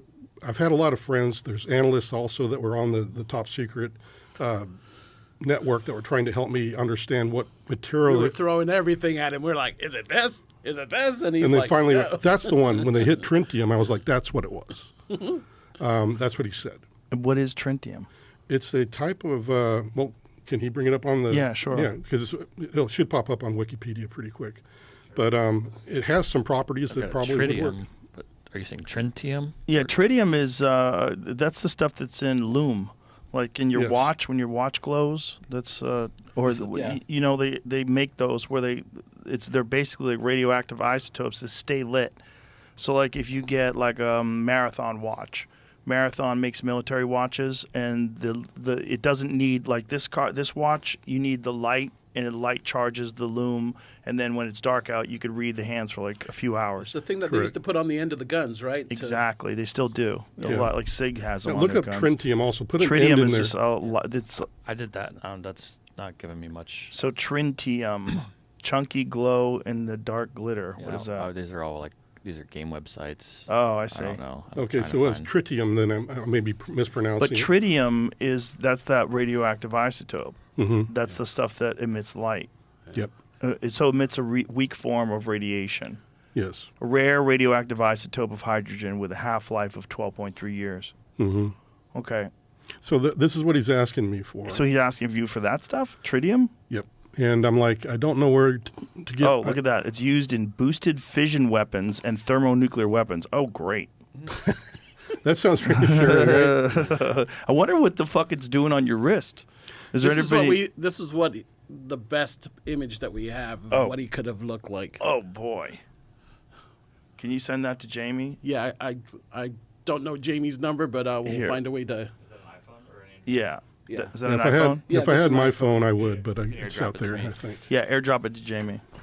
Do you know how to do that? There was How that dare one. you not know how to do that? Oh, and there's a Your three-dimensional. guy works with UFOs. You better know how to do that. Well, there's a three-dimensional image of the craft as well that is really spot on from what I saw that day. Yeah. Because not only did I see this guy running towards us and talking to him, but off the shoulder on the north side of the roadway, that's where the craft was just resting on the desert floor. And I got a really good look at it at that point. And this guy did a 3D rendering of the description, and it's spot on as I've ever seen. It's almost perfect. So he asks you for tritium. You tell him dreams. This is what it looked like.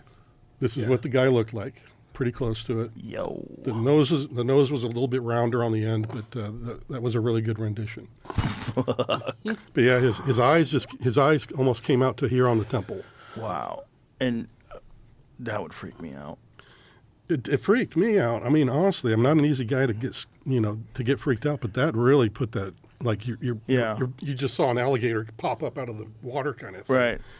So when you tell him go to Dreamland, it says I'm not going to go where those murderers and barbarians are. And then what happens? And he said no.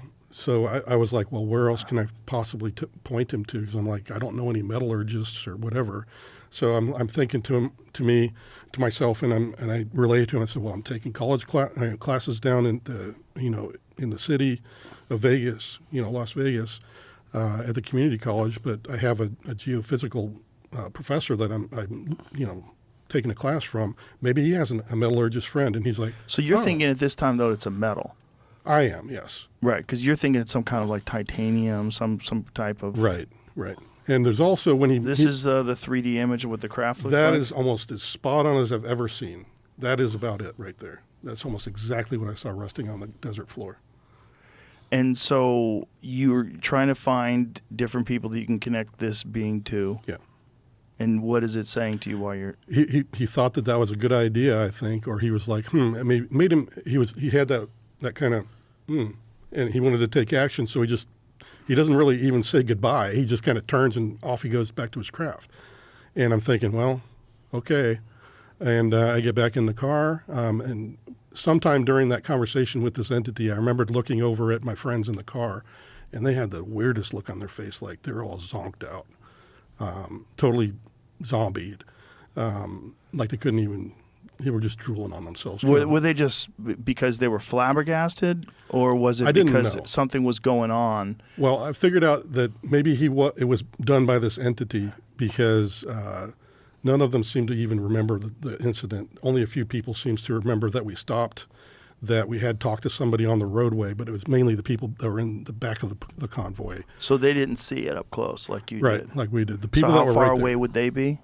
they'd probably be a good 2 car lengths behind us. That's still enough to detect whether or not someone looks blue, though, right? Correct, and that's probably what they saw. But you know me, I'm kind of wide and I'm big. I was very muscular back then. And you're standing in front of this thing. So they'd have a difficult time because this guy stood about a good half foot shorter than me. And so they probably could see his arms from time to time, maybe catch a glimpse of his face or something. So they probably didn't get a very good view because if you're looking at me, I'm standing right next to my door, and they're behind me, kind of almost obfuscated by just the angle that they're looking at him. So all the windows are tinted in those vehicles, and they can't just see through the windows right to whatever on the left. And the people that were in the car with you, you feel like something happened to them that like froze them? They did look like that, yeah. Like you said, just a look of just utter like, like The guy who said he has no ears, does that guy have a recollection? that guy they can't find. They can't find him. No, I've tried. I was asked by the UAP Task Force, David Grush, to reach out to these folks, the people in the car. I got a hold of one, got a hold of him on LinkedIn, and we started talking. And just hey, how's the wife? How's the kids? That kind of stuff. How about that UFO we met? And as soon as I did that, the guy just disappears and ghosts me. And I don't know what happened, but he was the Rankin guy in the car. The guy that was the passenger, nobody can seem to find him because they did try to verify the people in the car, and I gave the names. And the young lady that was off to my right, I don't know if they contacted her, but I've heard from other people that were part of this background investigation about my story. They found 2 people that verified my story, and I don't know who they are. They've been told to keep their mouths shut by somebody, and I'm kind of pissed about that. But I think James Fox knows who they are, and knows exactly who told them to shut up as well. But what was that incident where James Fox and you were on a show? What's that? I shouldn't have said that James Fox knows the guy who told him to shut up, because I'm not sure if that's you think true, you that's might true. know. So this thing, does it tell you why it needs a tritium? It just says it needs it to fix its craft? Yeah. Well, along with that, this is the other part that was telepathic. When he mentions this metal and the part that he is But it's not metal, right? Do we think it's not metal, or do you think maybe it's a metal that we don't have? I think it's something, or an alloy that we don't particularly make a lot of, and or just can't make. But when he spoke about this, the telepathic image was almost like he opened a Sears catalog in my head that had all the specs for this part that he was needing fixed.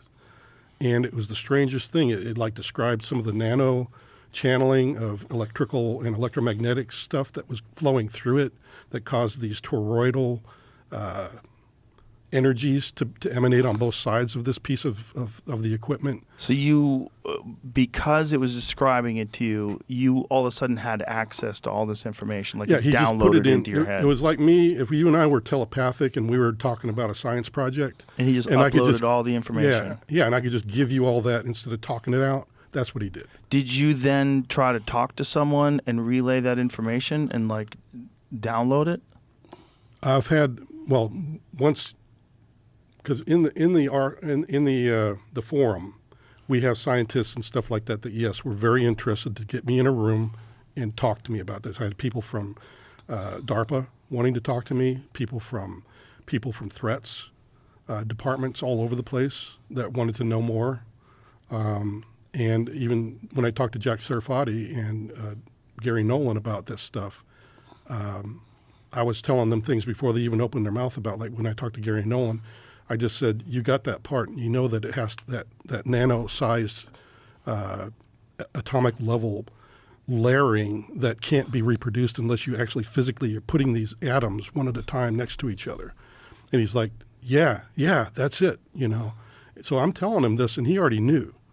But that was the first thing. And so that's why I knew that what I'd been given in my head, he was giving me that high sign that, yes, that's exactly what I analyzed, is that piece of material I had. It sounds just like what this guy described to you and gave to you telepathically, that there's these really minute little things that create toroidal forces. They're doing things at a very small level.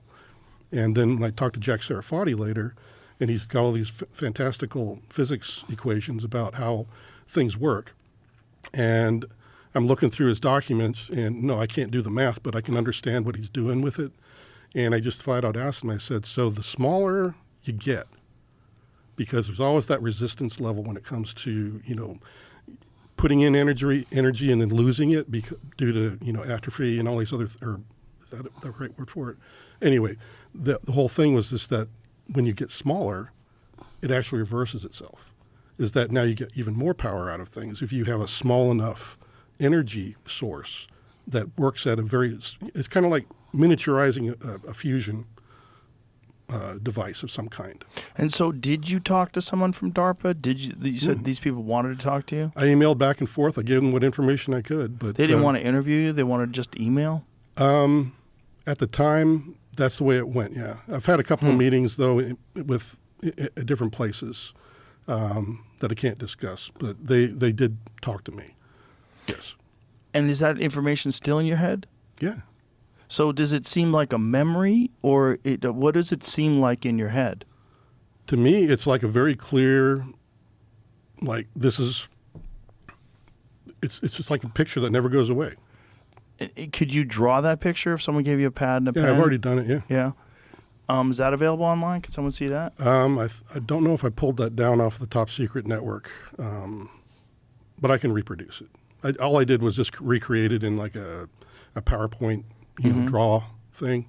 But does it remain in your head like normal memory? Like, like you learn certain things in school and they stay in your head? The telepathy, it felt absolutely normal. I mean, there was no headache, there was no dizziness, no buzzing. What I mean is the memory the same as a regular memory, or is it clear? No, I remember it as just being part of the conversation, just like a normal conversation, yes. That's what it feels like. But it just somehow or another, in that conversation, he put this information in your head. Exactly. And then it just leaves? And then he leaves when he realizes that, maybe there's some other venues, maybe me mentioning that there might be a metallurgist on staff somewhere that prompted him to think, oh, yeah, maybe I should go research this or that, and then maybe I'll find somebody that I could talk to. Something like that may have happened. Did you get a sense of where this thing was from? Yeah, there was a star map from that day, but it also relates to the lunch hour after we started going back up to Black Mountain. I had a very strong compunction to go eat my lunch outside, even though it was deathly cold. And I don't know what prompted me to do that. Again, maybe he was giving me a telepathic message, but after I walked about 150 feet down the road, the dirt road, from the top of Black Mountain, I don't remember what happened after that. All I have are two images that keep on flashing back. I remember seeing the schoolhouse from about 150 feet above, or 200 feet above the schoolhouse. I remember looking at the rooftop. And the only other memory is I've got this star map in my head. And David Grush made me reproduce that on a PowerPoint slide. And I handed that in to him because I have no idea what it was. But he's like, do you understand what this is? And I was like, no, I have no idea. He's like, do you know what star constellations are? I said, I know what the Big Dipper is. That's about it. And he's like, this is the constellation Leo. And I'm like, oh, I didn't know that. And so he's like, yeah, this is a really close rendition of that. And I'm like, well, that's kind of cool that I could reproduce it just out of my head and not even know what the heck it was. But I did know it was a star system. And for some reason, you just felt compelled to draw this particular star system. Well, just after David Grush asked me to, yes. And was there a specific planet in that star system? Yeah, the red star. That's kind of like there's a part of the Leo system that has like this, like very sharp turn into it. I guess it looks like a nose, or part of a triangle, and at the tip of that is the red star, and it's reticuli, I think. But anyway, that one seemed Wasn't that what they always say about aliens, Zeta Reticuli? Yeah. And then the strangest thing about this is what I'm talking about when it comes to telepathy. When you're sharing that mind space, there's some residue memory there, because Dave kept pressing me on it, and he said, can you tell me about the red star? And at first I'm like, well, no. And I was like, and all of a sudden some memory came back, and I was like, holy crap. Yeah, that's where he's from. That's his home star system. And he came from there. That's his home. And then we just went on from there. And he said, did you know that they've actually just now discovered a few years ago that there's exoplanets around that star? And I was like, no, I had no idea. So all these things started coming together at that point. And that's when they started saying, okay, well, we're going to do some more vetting. And within about a month or so, they were bringing me to Congress, and everything else happened after that. Now, what is the rest of your life like after that day? So you have life before you experience this creature, and then now you know that this is a thing. It's a thing, yep. And it changed me. How do you explain this? If you could imagine the entire human race, you and me, you don't have to talk to me, but you can feel my presence. You can feel who I am, my personality, and share in all of that. And then imagine that by millions, the entire planet, you can actually commune with them. It brings with that a level of civility in the control of your thoughts, because right now, we don't read each other's minds. So our minds are like, oh, look at that girl. Oh, look at that, the sports over here. There's a football game on. We're so distracted. But this guy's, when I was engaged with him telepathically, it was like civility to the maximum. It was like very courteous. He waited for me to say. He'd talk. And it was like, just like we do, we have certain etiquette. Mm-hmm. But on top of that, there was this part of him that he left me with that was part of the community of the consciousness that he is able to feel all the time. And that has never left me, is that there's a community of consciousness out there that when they've been living for so many years with this sort of ability, it has changed them for the better, because their minds are under control finally. Their emotions aren't running them, like you were talking about addictions and things like this. They don't run their lives like that anymore because of it. And if you do, they end up on a criminal list somewhere, I would imagine. But there was such ever since then, that feeling of peacefulness and civility is what I've strived for. Never has left me. Never has left me. Whoa. It stays with you, but what is your experience trying to relay these thoughts in this experience?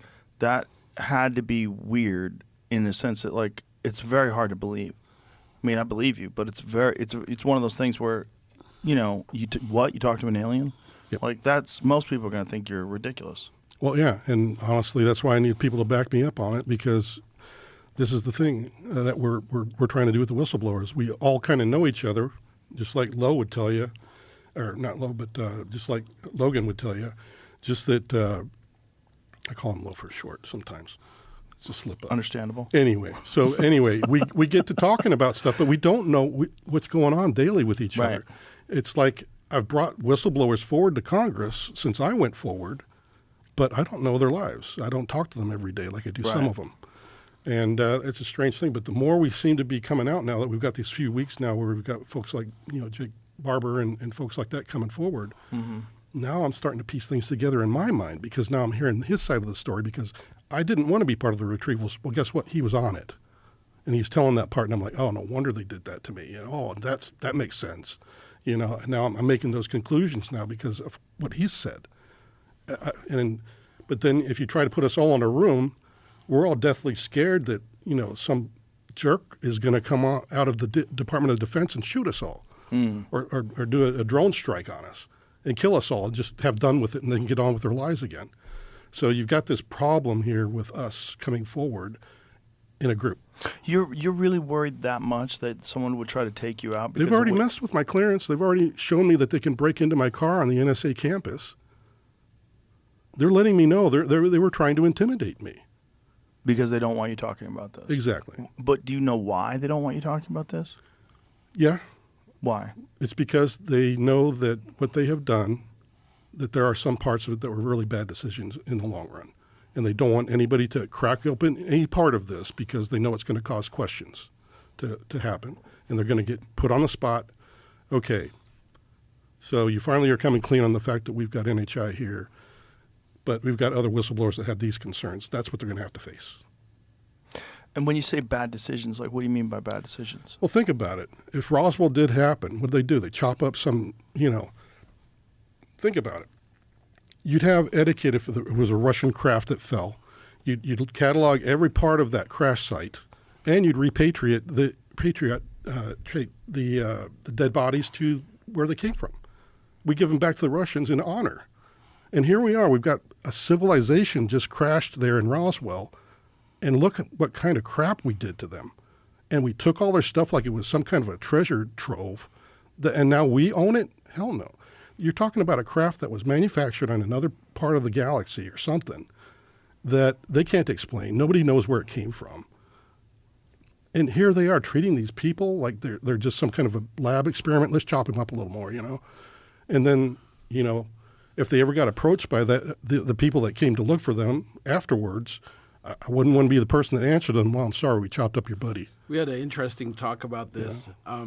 There's a video online where it shows like some gray kind of strung up and they're asking him questions and whatever.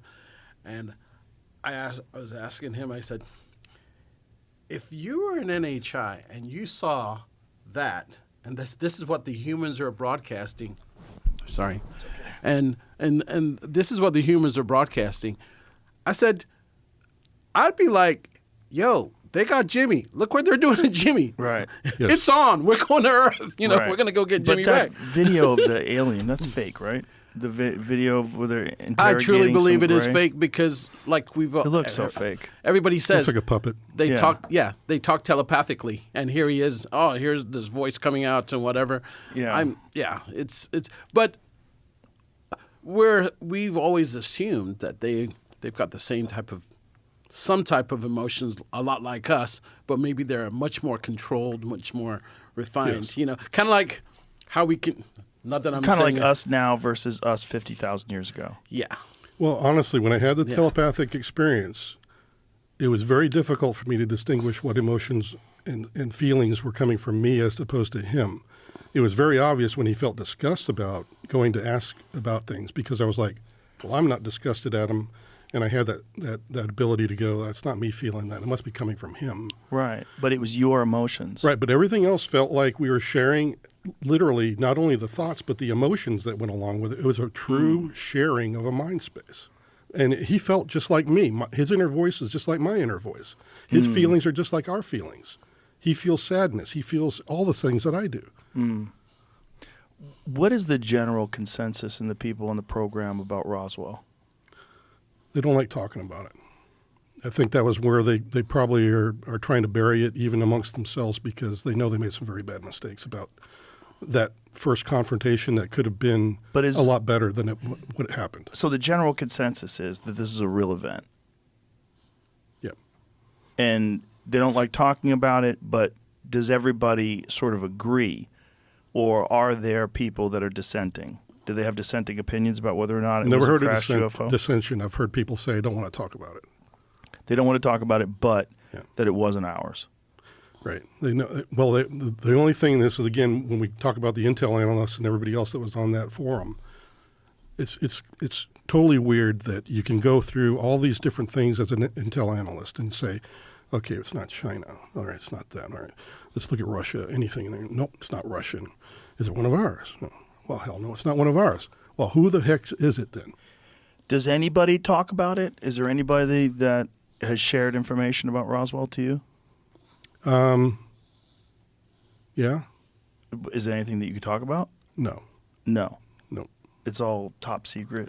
I just gave the person the confidence that I would not mention. Got it. And Logan, have you had personal experiences other than the one when you were a child? Yeah. But I didn't know what I was seeing. But, after the program came out, not came out, but after James Fox finished editing everything, he said, well, you haven't seen everything put together, so here you go. And, tell me if you, don't like the way you look or whatever. And I'm going through it, and he starts showing, I see the stuff about Calvin, the Calvin Scotland image. Have you seen that one? Yes. So that image was taken, if I remember correctly, in August 1990. Pull that image up, Jamie. Yeah. Thank you. You could just type in Calvin, UFO, whatever. So I had just cross-trained from, that one.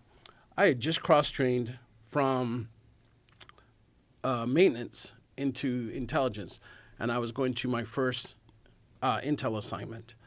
And I'm flying from Philadelphia to Frankfurt, Germany, to Rhein-Main Air Base. Somewhere between Iceland and Scotland, this thing is zipping around in the clouds, doing this ziggy-zaggy thing. I don't know what it was doing, but it was doing this. The sun was just coming up, and I'm eating a Philly cheesesteak, and the other guy's with me. He's eating a hoagie, and the other guy that's standing up over the top. I'm like, anybody know what that is? And they're like, dude, what is that? And then all of a sudden in my head, I'm like, oh, this is my first intel assignment. I'm going to get clued into some cool-ass shit. But I don't know what the hell that is. But I'm just thinking. And it looks just like that. It looks just like that. And the way it was moving in the clouds, it was like, because of the shadowing, it was like going from like that color to like dark. And then light again as it was moving in. And it would go into a cloud on one vector and come out on another vector. And I'm like, what is that? Mm-hmm. So didn't know what was going on. So I called James back. I was like, dude, where is this? Talk to me. We're all excited. And he goes, explain to me everything. And what happened was I got to my unit, and I talked to them, and I go, we have a weapons tactics guy. He's, they're the best of the best, and they're leading the group. And I was like, so what is that thing out there? And he goes, I have no idea what you're talking about. Now, this is in January of 1990. That picture is August of 1990. And what I didn't realize was that the Belgian wave, I don't know if you were familiar with that, a whole bunch of triangular devices were seen over Belgium for almost a whole year. So they just call it the Belgian wave. Right. Police officers saw it. They launched F-16s after them, whatever. Are there photographs of that at all? No, but the general that's in charge actually gave a briefing to everybody and showed what the F-16 radar was seeing. And I guess every time they tried to get close to it, it would just pull away just far enough, that they couldn't catch it. And then when they would try to cage it in the radar system, it would move to the left. It was playing with them. So, but I didn't know any of that. So I just kind of was like, okay, I'm stupid. Maybe it was part of my imagination, but what I saw as a kid kept coming back into my head. So Desert Storm happens, whatever, and I'm at my base, and British AWACS shows up. And they're looking at me, and I still had my accent, my British accent. They're looking at me going, what are you flying with the Yanks for? And I'll go, what do you mean? They said, and I told them my family thing. They said, why don't you come fly with us? I'm like, sure, let me ask my boss. My boss says, you ain't got nothing going on. Go fly with them. So we're flying around, and finally I go, hey guys, what's that thing in the sky that does the ziggy-zaggy thing? Do you know what I'm talking about? And they're like, And I was like, no, I don't know. Don't play with me. And they're like, come on, Logan, And then finally they pull out this tape and they plug it in, and it shows Europe, all the aircraft flying around. And you see this thing go through the middle of it real fast. Like all the other aircraft, the sweep of the radar, you're just seeing these minute movements. This thing is like, it's gone. And I was like, who's that? And they go, I was like, look, stop playing with me, Right. Come to find out, they said, well, that's your SR-71. And I was like, well, that ain't him. And they're like, okay. And then he looks at the other guy, and he said, show him the other one. And they show me this radar scope again, and this time there's a target in the middle not in the middle of the screen, but off to the side. It was like, could have been like East Germany or whatever. But every sweep of the radar, he was somewhere else. And I was like, that guy, I was so excited. I said, that MF right there. Yeah, who's that guy? Mm-hmm. And they go, I was like, look, stop this. I don't know. And they finally said, we don't know either. They said, we just assumed it was you Americans playing with us.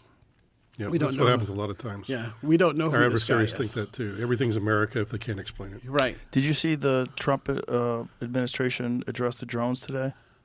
We heard about it, but I didn't see Yes, I had a friend tell me they made an announcement, but we were getting in the car at the time. Yeah. Essentially, they said it was all ours, and there was some sort of scanning that was done that was approved, and the other ones were hobbyists. And there was some sort of test that they were doing, but they were saying that it's ours, which is the whole thing stinks. It does. Because Stinks. I It's actually a poor had explanation. Yeah. I actually had a person that was up there, and she said one of those things came down low and slow over her house. And she said it had the sound of a helicopter. So she was like, her and her husband were like, oh, it's a helicopter. But then all of a sudden they realized she said, Mr. Logan, were you ever aircrew? I said, yeah, I was in special ops and I flew on helicopters and da-da-da-da. And she goes, when it came down low, it had the sound of a helicopter, but you couldn't feel it. And I go, huh? She goes, you know when you can feel the rotor wash and it's hitting you in your chest like boom, boom, boom, boom? She said there was none of that. She said it came down slow, low over a house, and then it went back up, and then she said it looked like it went back into formation with something else. And she said, that's not any drone I know of. And she said it sounded like the actual noise of the helicopter and several of the other noises from the drones were all pre-recorded just to make them sound like they were conventional aircraft. And those are the same things I've been hearing too, because a lot of people are shoving videos at me a lot in their descriptions of things. And some of the stuff, you know, looked like maybe it could be a spotlight from a helicopter, and then when the light moved, then you could finally see the helicopter behind the light. Then there was these other ones that was like, this is really weird. Right. My friend Mark saw one. Mark Norman, how did he describe it, Jamie? He said it was triangular, right? I just remember saying SUV sized. Yeah, he said it was the big. size of an SUV. He said it was triangular. He said it moved really fast. So when they initially came out, they said, oh, they're all manned, all right? I think it was John Kirby that was the speaker. And I used to work at the FAA, so my first thing was, well, if they're manned, you just call them up and say, cut it out. Right. Simple. Right. But it kept going on. And then later on, there was a report that DHS said, oh, one of the drones has come down in a mall parking lot, but DHS is assessed as just a regular drone. So when you hear that, what are you thinking? DJI Mavic, something small, whatever. Someone on X is on a train going by that exact same spot, and they show a drone next to 2 police cars, and this thing is as big as the police car. Yeah. And I'm like, so I have no way of confirming if that's what it really was. Right. But I have no reason to believe that this particular person was leaving. He goes, I don't know what you guys are thinking, but I'm passing that mall right now and take a look. And it's like maybe a 30-second clip or something, and you see this thing. It's as big as the SUVs. So. And what does it look like? It looked like kind of like a gondola with like large blades on the 4 corners. And so it looks like a very large conventional drone. Very large conventional drone.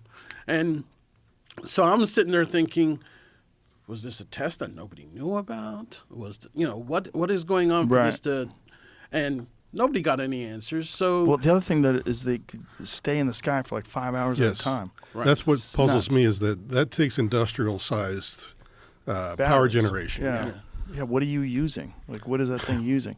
Jamie, can you see cold fusion? Can you find the video of the disclosure today? It was yeah. While he's talking about the disclosure, the one thing I do want to mention is when I talked to the AWACS group, I thought it was kind of interesting because I said, so how many know about this? And he goes, the whole squadron knows about it. And I was like, what? He says, yeah, but we just don't talk about it because people lose their jobs over this. And I was like, I've heard that as well. And I was like, so this is an AWAC. And I said, am I to assume that if you're a British AWACS, then American AWACS can see it, French AWACS can see it, NATO AWACS can see it? And he just kind of, yeah. And everybody doesn't know what it is, so no one's talking about it. And everybody just says, it's got to be America. Let's hear what this lady says. And before I turn to questions, I do have news directly from the President of the United States that was just shared with me in the Oval Office. From President Trump directly, an update on the New Jersey drones. After research and study, the drones that were flying over New Jersey in large numbers were authorized to be flown by the FAA for research and various other reasons. Many of these drones were also hobbyists, recreational, and private individuals that enjoy flying drones. In time, it got worse due to curiosity. This was not the enemy. A statement from the President of the United States to start this briefing with some news. The part that gets me is the hobbyists being included in that. Is like, well, they definitely were hobbyists too, because there was hobbyists in Austin around that time. There was a ton of drones. It's just like people were like, "Whoa, it's a drone party!" Everybody was like everybody with drones is just flying them around. So, okay, well, that kind of makes sense then. Kind of makes sense because there's so here's- much drone activity. Here's talk. the thing that I got to look at it from an analyst point of view. The first thing that came up, I was like, so they knew this the whole time. Why couldn't they have said that from the very beginning? It's a different administration. Right? Right. And then two, why were they required to have a skiff briefing on drones? Nobody's ever answered that. At one point, the Congress guys all went into a skiff and got a skiff briefing on drones. And then they didn't have a press conference about the results. Yep. Right. Which would have been. Could it be that they wanted to see what happens when you fly things over a metropolitan area and you fly a bunch of drones over highly populated I would think parts that of the country? There's only a few reasons why I would say that you include both federal and hobbyist drones in any kind of an activity. And there's only very Well, the few hobbyists things. are including themselves, right? Yeah, and that could just be that they're accidentally there. But the feds, what were they doing? Yeah. And why would they have a skiff? That's my point. Explain a it's skiff to something people that don't know what we're talking about. A skiff is a place for information above secret, and it's a special compartmented intelligence facility where we can go in there and talk about things that are above and the there's no secret level. recording devices. Right. You don't No have a phones, no phone, nothing. no just nothing. right. But the thing is this. I mean, most of us that are in the intelligence community or whatever, we're going to look at it and say something's not quite right here because this is something domestic happening over the U.S. So would it really require a skiff? You know? Especially if it's authorized. Right. Correct. You know. So would it really require that level of security to go on and doesn't have make these sense to guys me. talk? It just doesn't make any sense. Yeah, the federal presence, to me, dictates the fact that if this was innocuous and unclassified, like you're saying, why was there not a press conference that described it and said the hobbyists are out there flying too, and they're just kind of interfering with our lanes where we go and fly normally between one place to another? That never came out. So why was the skiff even mentioned? That's something that they did release in the press, is that they were receiving briefings that were in a classified environment. And then Why? there's still Why? there's still the problem with these drones popping up all over the world, especially over military facilities, and that part's not been addressed. It's just the other stuff that they, Right. hey, That was Wright-Patterson Air Force Base had to get closed down, right? Wright Patterson, Langley Air Force Base. There's others, and then there's reports of stuff in Australia. There's reports of things in other places in the world. Let me ask you this and tell me if this makes sense. If you were the government and you knew that there were non-human intelligence that were operating vehicles above our cities, would a way to sort of obfuscate that, to launch a bunch of our drones as well and have some shit that you could explain and then tell people, don't worry about it, it was just drones, it was our drones. Like, see, here's our drone. Here's a drone that crashed. Look, it's got propellers, normal drone. Yeah, it's big, but it's normal. You have no idea how you're many obfuscating. people have said that already. Yep. Yeah. You're you've going heard in the that. right direction. Yeah, you've heard that one. You've heard the other theory. They're looking for a dirty nuke. Yeah. Right. They're looking for That one scared the HVTs. shit out of me. Yeah, I did too. Honestly, I thought that's what it was about. But and then they have looking for HVTs like anti-terror or looking for terrorist groups, because we were. I think at that time it went through the press that there was over 1,000 of these, jihadists that were in our midst, and we don't know where they're at. Right. Kind of thing. Maybe they're looking for those. Those are just some of the theories that you come up with this kind of a scenario. And then there was the guy, the congressman that said, "Oh, there's an Iranian mothership out there," and we were like, "What?" In the ocean. Yeah. None of this stuff was making any sense. And then you have to wonder, where was he getting his intel? Because if it's that crappy, Right. those people need to be fired. Well, you got to take another thing into the calculus, and that is, wasn't this worldwide? I mean, Right. didn't we got reports from China even Right. that this stuff was happening, Right. and they don't just have hobbyists flying stuff around in their country. Maybe they don't. Right. Maybe they have a much tighter control over their media, so they don't have to obfuscate. They don't have to Yeah. trick But us. see, that's the one part that I find very confusing. Is just like if it's happening in Europe and China and all these other places, what really is going on? You could have just did a NOTAM and just said, "Hey, we're Yeah. going to be doing a test in this area. Don't want to scare anybody, whatever." but we're just going to test in this area. If it's just ours. Yeah. Right. But if it's not ours and there's a bunch of shit flying around there and we want to confuse people, wouldn't you have a bunch of conventional drones and fly them low over cities so people could clearly Could have see been them? done a totally different way and not had all this hubbub going on. So, yeah, you're right. Why would you, if you know the truth, why would you leave the Americans afraid of what's flying over their head? I think they're still look, assuming you guys are completely accurate about all this, if they have had this information for a long time, I would assume that there's a lot of pressure to never release it.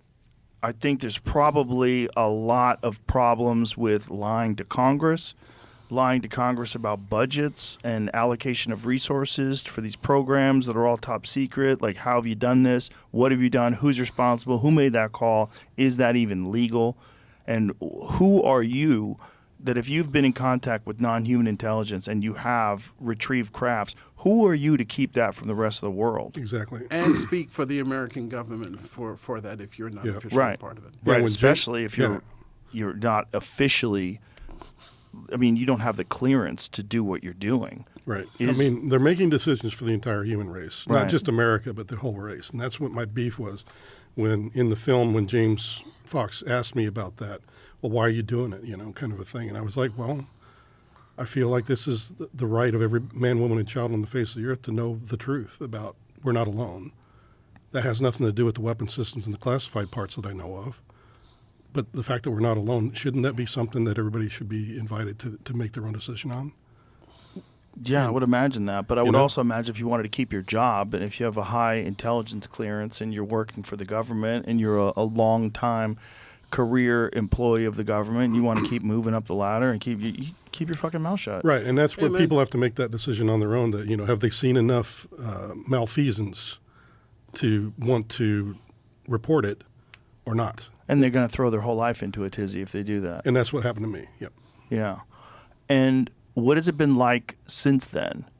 Have you gotten support from more people than you thought you would? Or have more people thrown you under the bus than you expected? I actually feel more support than I expected. I've made it through. It's not been easy financially for me. When they messed with my clearance, I haven't gotten the job since. I've been out of work since August of last year. So that's not been fun. Was there a reason why they said they messed with your clearance? No, they just made it sound like, oh, it's just an administrative error. Sorry. Yeah, we still have your clearance here. And everybody that wants to employ me, I've had quite a few employers want to hire me. And they say, yeah, we can see your clearance over here. It looks like DOD is trying to reactivate it. But month by month by month, it just sits there. And they won't pass it to the employer. Somebody is just sitting there going, oh, another request for Jason. Goodbye, delete. That's what's happening. Because you've stepped out of line. That's what it feels like to me. Okay. Logan, have you experienced the same kind of situation? No. He's in a different class than me. He's an official whistleblower. Me, I just stepped forward to say that I don't think we need the government to do this. I think we as the public need to do this. And I created an app to do that. I was hoping that... What is your app? My app is called Phenom. It's an app to report UAP, paranormal, encrypted events. Mm-hmm. And the idea is that we can get multiple people to see the same thing, record it, and then look for the outliers and get people like Jacques Vallée and Dr. Eric Davis and Hal Puthoff and others, the graybeards, to look at it and say, okay, here's what we can figure out. Gary Nolan and all these people, let's get them the information that they need. And then after we get them the information they need, let's get it out to academia so we can have kind of like a more organized approach to finding out what's going on. I wanted people to use my app on the drones. Some people did, but not enough. And I had a little bit of a problem because when I put it out on Android, there was only one other app that was close to it that was in the same name. Go back there's like almost 10 apps with the same name, so people didn't know what was going on. They're getting confused. But anyway, to answer your question about the support, yes, I do get a lot of support. There's people like, Stephen Diener, there's Digby Furneaux and Tom Thompson, there's, UFO Sarah that's on X. There's a ton of people that I can mention, not let alone how much support James Fox is throwing at me. That's what's getting me through this. How many different versions of these life forms have been discussed with you? On mission, I can say 3 I know of. 2 mainly, tall whites, grays.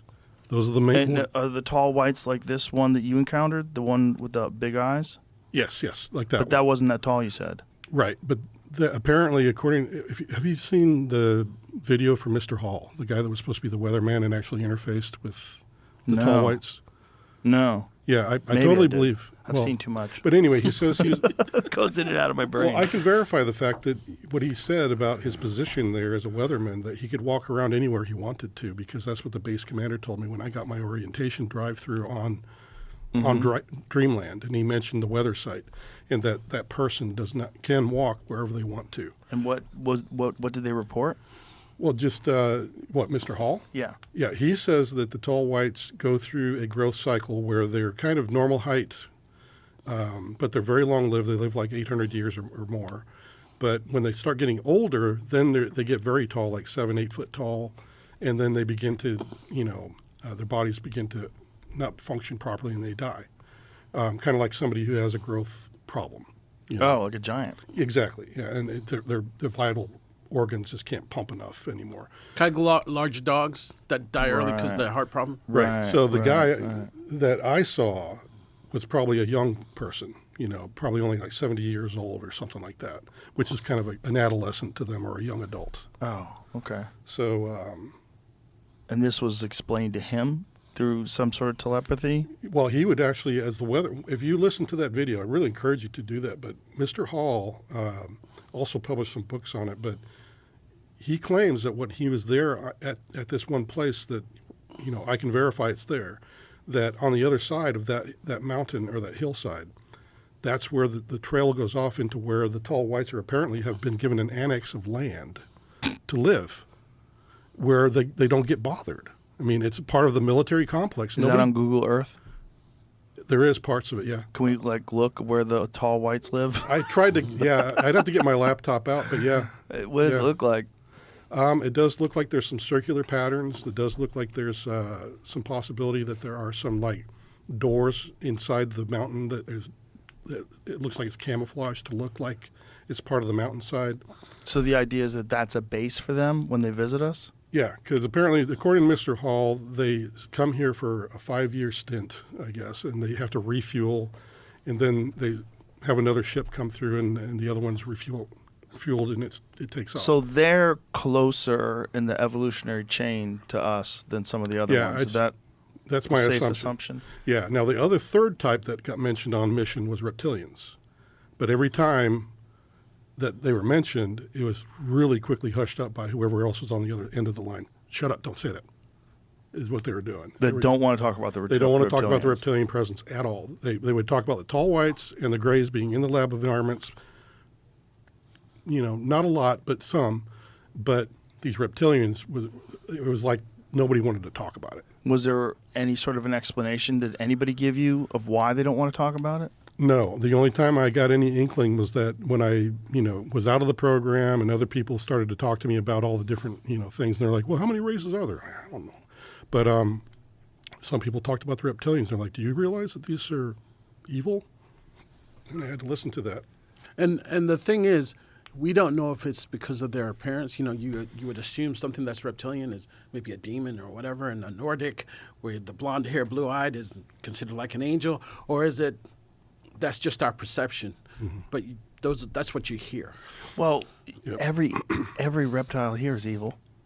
Right? You ever seen a Komodo dragon eat a goat? It's horrific. They're fucking monsters. Every single reptile is a monster.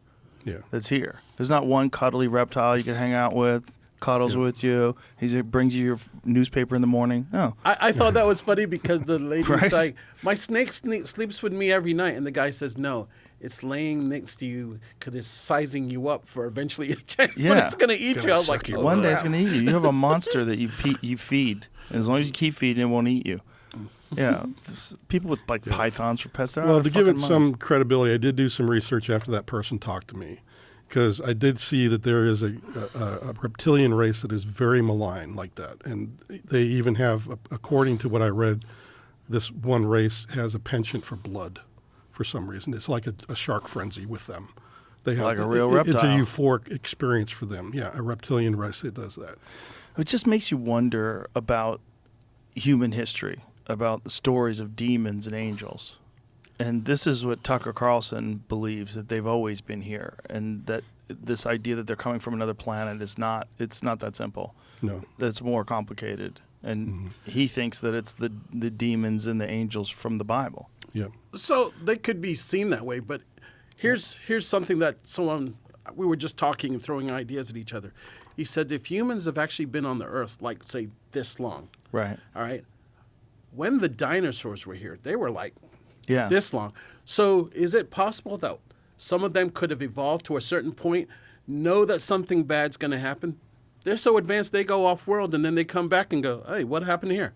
You know? Or is there a place where the Yucatan impact never happens? And so those dinosaurs eventually evolve to become super intelligent. Yes. Because remember back in the day, there used to be an Omni magazine? Mm-hmm. All right. One of those hypotheses was if mammals like us hadn't shown up, what would we have looked like? And it shows a lizard walking upright and doing, everyday things that. But wouldn't you think that it would have done that already? Like, they were around for like 100 million years, 200 million years. Yes. Like, in that time period, they didn't evolve at all. Those fuckers, they just kept eating each other in the same way. That's the assumption. But Right. now we're going back and looking at all kinds of different things. Like they said that maybe it wasn't the asteroid that took out the dinosaurs. Maybe it was a combination of things, like there was some kind of mutation, something that they drank in the water, and all at the same time. Maybe the asteroid was the catalyst to start it. And then all these other things that happened after, the fireball, all the other stuff. But if there was a group that was so advanced that they could sit there and go, that's an asteroid, it's going to kick our butt. Let's Better get get the off fuck outta world. here. Or Right. let's go under, because there's some lizard-looking things that can go underwater and do their Live thing. underground, that kind of thing, yeah. Because I heard a So story. Oh, I know. heavy.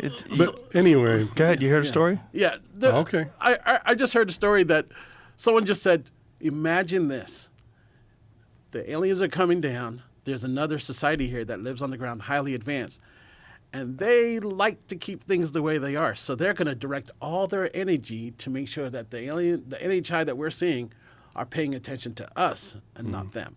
And I was like, yeah. But see, even for me, the way I look at all this reptilian presence is just like I've read in the Bible. That for some reason I feel like this whole experience I've had in my life actually increased my faith in the Bible and God, because even in the Bible it mentions the serpents, and that Lucifer, being the head of that genre or species, did cause the fall of mankind and all this other good stuff. So to me, I feel like I just got experience with the reality of the fact that these things exist. And even though they try to keep it all hidden, that I got exposed to the program where I could see some of it. And I think that there's some credence also to that side of it as well. So to give credence to the whole thing is just to say that I that's what I believe, but at the same time, I wasn't there. This Eben thing that you talked about initially, Yeah. this creature, what did that thing look like? They didn't really describe the Eben. They The only- didn't? Nope. They just said that it was just like them reporting on something for that day. So it was kind of like a daily thing with them. So they had already described it. You just weren't privy to it, and so they were just Yeah, to going them it on was the probably- assumption that everybody who's talking about Yeah, it it's kind of knows like, somebody asked me what you look like today. You Right. know, after the first time they asked me, they're never going to ask me about that again. Got so it. it was like, it was just not a Got topic. it. So this Eben, was it here against its will? Was it here to It interact sounded like it with was us? imprisoned.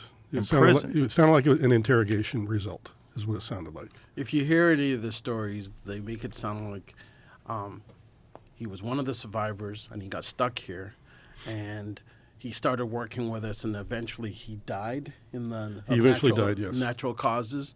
But it's all speculation because we're in, we're hearing all this stuff, Right. but we don't have any way to verify it. And how many other stories that are similar to that, like the interactions and a thing being here with us, have you heard?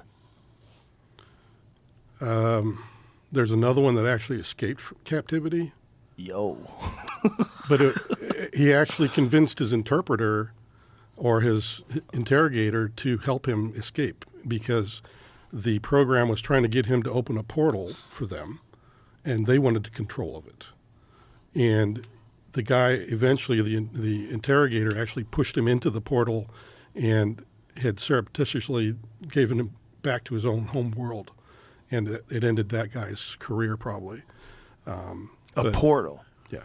And what kind of portal are we talking about? You're talking like it's kind of like a way of opening a wormhole that you can control. And did they say where this thing was accomplished and how? I think it was also in reticuli.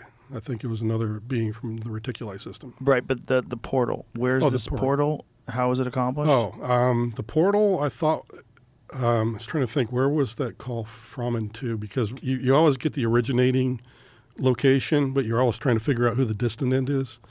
I'm trying to think all the parameters because you have to write down the phone number and every stuff sometimes.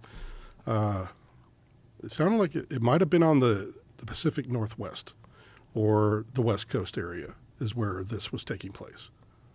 And did they say how the portal was made? Was this made by them?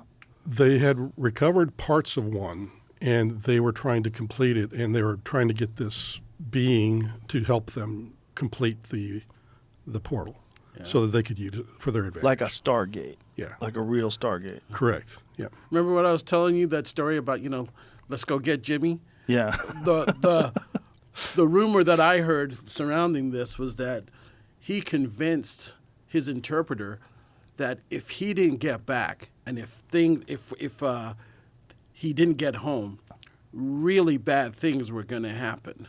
And that guy just kind of felt like, hey, I got kids and whatever. Right. I don't want society to destroyed. Right. Plus, he had some compassion for him. Yes. Because he's been working with him for a while. Yeah. So when he got the chance, he was just like, get him in there. I can't remember all the things. I think they had to keep this entity tied to a chair or something so he couldn't do anything. And that's why he needed the help of the guy that was the interpreter. He had to push him into the portal on the chair that he was tied to. Yeah. So for the rumors I heard, I didn't hear the portal part. I just heard that he was able to get him outside, and just as he got him outside, they just showed up above and did a snatch and grab, and he was gone. And next thing you know, he's out there. So there's different versions of the story. Right, there's different versions. I'm just telling you that's the only other one I've heard that you're mentioning that you wanted me to describe. That was there any other entities that we had captured and had something similar? That's the only other story I've heard. Do you know the Richard Nixon story? Yeah, where he went with Jackie Gleason. Yeah. Do you think that's bullshit? Actually, not for that time frame, no. I could see Jackie Gleason and Richard Nixon soaking some suds down. That I definitely could say. And also, Jackie Gleason did become obsessed with UFOs afterwards and even had a house built the shape of a UFO. Yeah. It's a wild-looking house that was apparently for sale recently. Yes, really? Yeah. It wasn't in Palisades, was it? It was in no, it was in upstate New York. Mm-hmm. It did look like it's a very bizarre looking house. Like you see, you're like, why would Jackie Gleason build it? Want to see it? Pull it up, Jamie.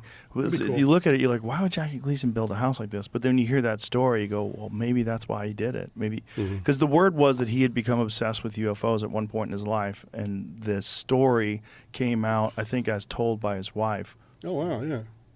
This was Jackie Gleason's house, which is so weird. Yeah, spaceship-like house, very strange.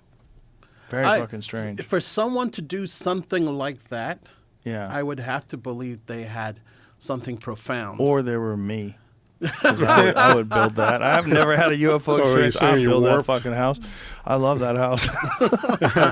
I kind of like those too. It's like when I'm down at Navarre Beach where I have a home down there in Florida, but there's a UFO house down there. Oh, really? Yeah, and it looks just like a UFO. I think there's a UFO house in California somewhere. I think there's one in the hills above Studio City. I think there's one. It's like a famous UFO house that I think they filmed things there. I think it's like on stilts and it looks like a UFO. I mean, people are always going to want things that look like that. It doesn't necessarily mean that the Jackie Gleason, that one, that's in the Hollywood It's Hills. called the chemosphere. Yeah, That isn't one that dope? actually is pretty cool. Fucking dope. That, That I house want is that. cool as shit. But yeah. I'd be terrified living in California with the earthquakes and it being on those things. Stupid place to live. Yeah. Yeah, you wouldn't want it as your main house. No, That's a house definitely. you visit every now and then when you want to get drunk. Yeah. Yep. Let's get drunk at Or- the or UFO impress house. your Just someplace friends. private. Yeah, have a party. Have a little cocktail party at the UFO house. There you go. That's Yeah. exactly how I treat it. Yeah, it's like fun. Yeah. But so the grays, the tall whites, the reptilians, but then there's the mantis too, right? Right. And those are things, honestly, we've only discussed a part of my life. I've had experiences all the way from 3 years old on. And even after I was out of the program and I was just working in Florida, and I've seen the Delta or triangular craft like 3 times. And one of those times was with my daughter when we were coming back from her gymnastics class, just before I retired. And what did that look like? It was like the size of a 3-story home, but it was, pointed, and on the top it was kind of angular, kind of like what you see the F-117 look like, where it's angular. Mm-hmm. It kind of looked like that. It had pale grayish white lights on the underside, on the cardinal corners, and then in the back there was a flat panel that looked like a grill where there was a light. There was like these stack of straight up lights like fluorescent lights are that would go to the right and then to the left. And did it make noise? Zero noise. And it was just flying through the air. Yep. Fast? Slow? It was going fairly slow. And then when it banked, it turned, and then that's when it sped up a little bit, and then I lost it in the trees. Then I saw it 2 other times. One time was going to work, and the other time was in 2022 when I reached out to some of the program folks that I used to know to tell them, hey, there's a space on the top secret JWIX computers that they're talking about UFOs. And I pointed them directly to this delta-shaped craft because I was like, I know what this is, and I know what they know it is. So I was trying to let them know that you need to look at this imagery that we have our hands on. They ended up showing up with it. And they showed me flying in flight. They followed me home the next night, and it was right there above my car, and I'm looking kind of like... So is this ours? It's ours. Yeah, it's a hybrid or it's ours. I've always told people... A hybrid meaning what? Well, here it is. The whole thing is that in the 90s, I know they were on mission with me at Wright Pat, and we saw a delta-shaped craft. It had different nacelles at the time, or engines at the time. That's what a nacelle is. And then, so this new version looked very similar in shape. However, it had these glowing orbs that looked like they were part of the propulsion system. So they had upgraded part of it, and now it looked fully functional and operational because back in the 90s it was not. So this is the other thing that I keep hearing is that we are in possession of technology that is many, many years ahead of anything that anybody could anticipate. Correct. And when we get that, I call that exotic material and or whatever you want to call it, but we get our hands on that, and about every 10 years we get a breakthrough on it because we do study it, and sometimes somebody is smart enough to figure something out. And the next thing you know, we've got fiber optics, or Right. we've got cell phones, and we've got transistors. Now we're nanotech. Where'd all this stuff come from? Is some of this part of this NHI presence, and that they've taken a patent that was developed inside the program, and now these people from Lockheed and Northrop are patenting this stuff and then making lots of money on the outside. Other than the beings that we described, are there other ones that people have talked about? Yes, I've actually, like I said, as a young adult, I probably encountered more of a spiritual sense, but they were Nordic looking, platinum hair kind of a look, blue eyes. Like the tall whites or different? No, different. How many documented different species have you heard of? If I'm talking about my mission days, it's only that handful. And then if you're talking about other things that I've had other people tell me about, I think I've heard enough from enough people that I trust that I think our concept of life in this universe is totally off. I think there are literally trillions of other life forms, and anything you can imagine is probably true. That's an interesting thing, because one of the things that I wondered when we used to talk in the task force was, if this is we're the alpha species here on Earth. So what if what we're seeing is the alpha species from another planet? Think about what other critters and other things are running around. And maybe if we see something wild and crazy over here, what if it's somebody, who's got a dog like Psycho? And all of a sudden something goes, you're like, what was that? We just don't know. So we can speculate and everything and build all these hypotheses up, but we're constantly looking to add to what we think is out there, so we can figure out, here's what we figured out, here's what we haven't. Now, is the conventional explanation that these things are from other planets, or is there speculation that they're interdimensional? Is there speculation that they live in the water? Yes. All of that. All that. All the above. I would say that the way they appear and disappear is interdimensionalism. I've had other friends that have had encounters that have talked to me that they could see a larger craft, and then it turned, and all of a sudden there was a door opening and a creature coming out, and yet this other part of the craft seemed to be like a long way off. So it's like interdimensionally large. However, when it turns, it's not like our four-dimensional world. I've heard of a craft that you go inside of it, and it looks like a couple 100 feet on the outside. You go inside of it, and it's bigger than a football field. Yeah, Doctor Who style. Because it's going into this other dimension, and there's actually more space to that. Yes, and that's what this guy was describing. So we've all heard that too.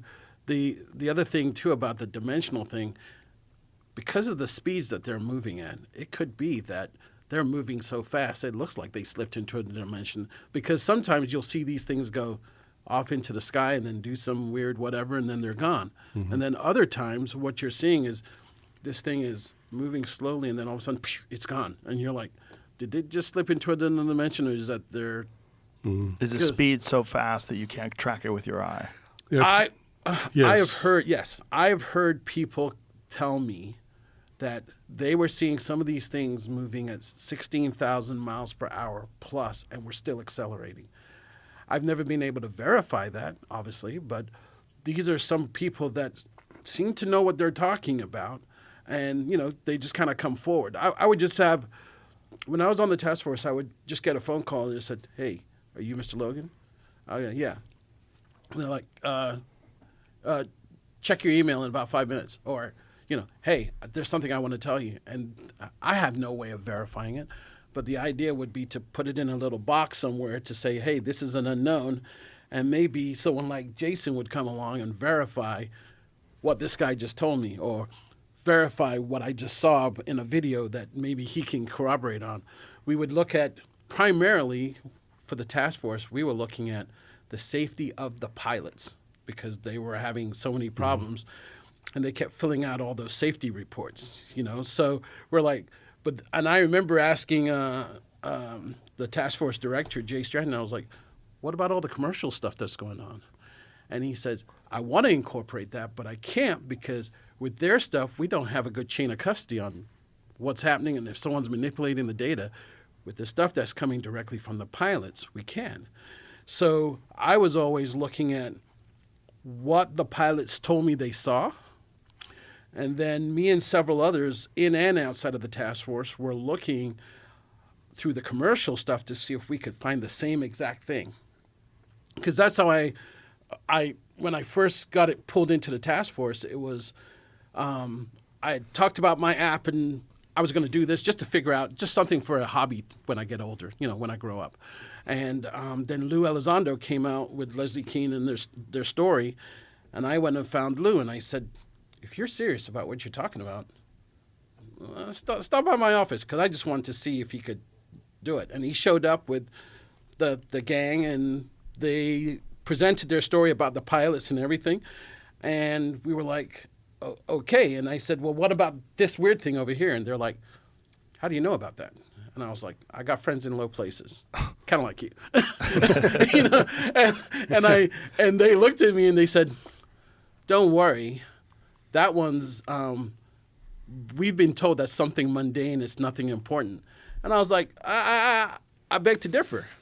And I was able to show them a video of the same thing seen somewhere in the world through civilian stuff.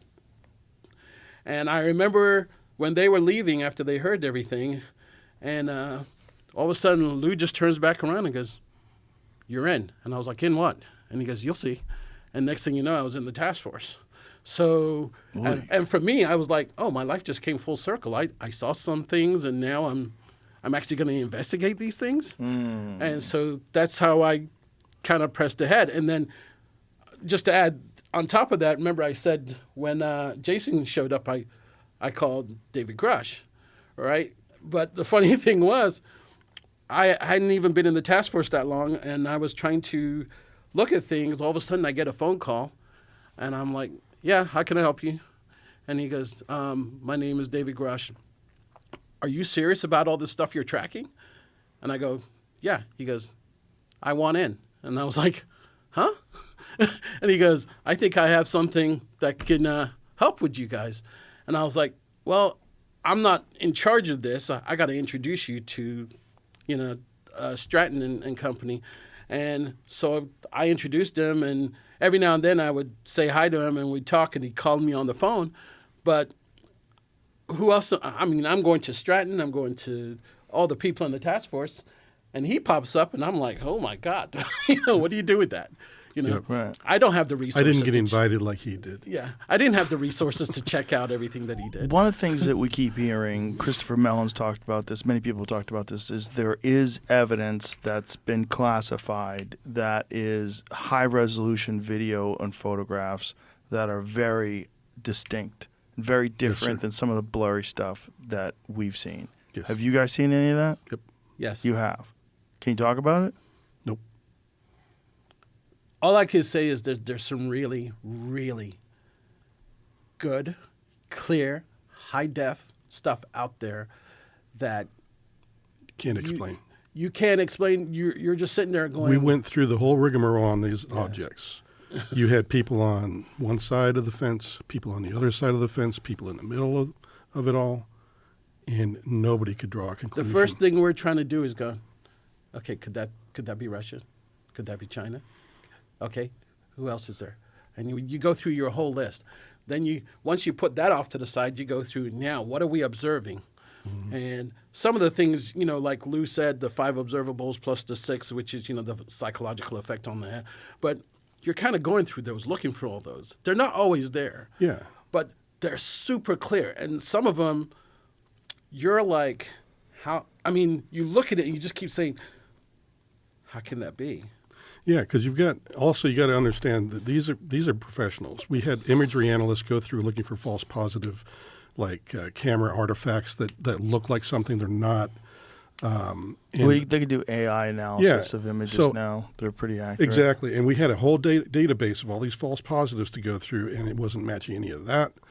We were going through the imagery analysis of the video, looking for flaws like artifacts, couldn't find anything. And you're talking about a high-resolution video. Yeah. It's much clearer than the stuff we're seeing. Exactly. Yes. Yeah. And what's the resistance to that stuff getting out there to the general public? It's just classification. Yeah. It could be where it's at, those type things. It could be anything. Yeah, because one of the things that I think the community really gets hung up on when it comes to the intel community is that the classification is one thing, but when you don't know if something is a threat, you automatically assign a value to that as being credible or not credible. And right now they can't draw a conclusion, therefore they don't want to declassify it, therefore it will not be divulged in public because of those reasons. I was telling him in my first thing as an intel analyst to go, friend or foe. Right. And then the next thing I'm trying to do is, break down all the characteristics. And we would sit there and you're looking.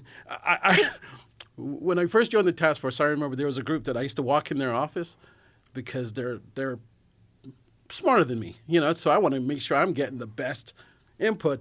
And the first couple of times I showed up, everybody pulled out the aluminum hats. They started playing the X-Files music. And I'm like, okay, guys, but what about this? And I throw it out there, and they're like, oh, yeah, what is that?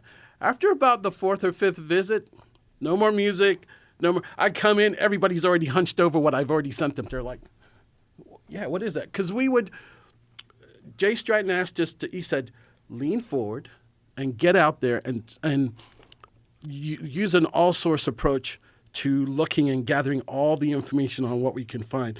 So I would capture, I'd call up a drone guy and say, I need you to come to my office. Take a look at this. And he would look at it and he's like, holy crap, how big is that? What? How? And I was like, yeah, I need answers. Can you take a look? And he would, Logan, I'll get back to you. A couple of weeks later, he's like, dude, I got nothing. And then, we would have an imagery guy look at it. And, sometimes they could sit there and say, dude, that's this. If you had one piece of footage or image to release, would there be one that really stands out? Like if they said, look, you could release this just one of these classified high-resolution videos, is there one that really stands out as being unique? It's a group for me. There's a group of them. Can you describe any of it? I think Lue Elizondo described one. There's the story that he talks about, I think Commander Fravor discusses about the torpedo. Do you remember that one? Where the story is that they were launching torpedoes and, they blew the ballast on the torpedo came up to the top, and the divers came to hook the torpedo, and just as they were about to hook it, something very large, like an island, came up underneath them. All right. So I get this weird call, and you have to play devil's advocate, because when you're trying to tell guys that they were the observer, and you're trying to say, hey, well, it could have been this.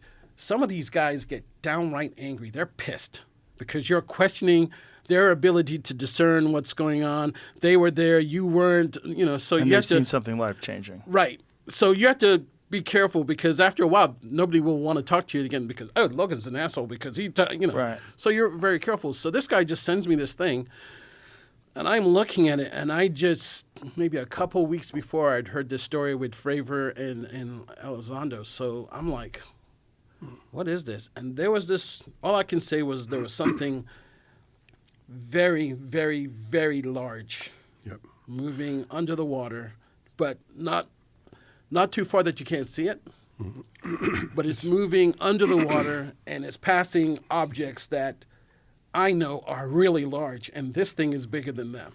Right. And I'm sitting there going, well, I think they mentioned one of them, and that was the oil tanker one. yes. Yeah. That one confused the hell out of me. And there were people saying it was just a shadow. That's the one that was going 500 knots.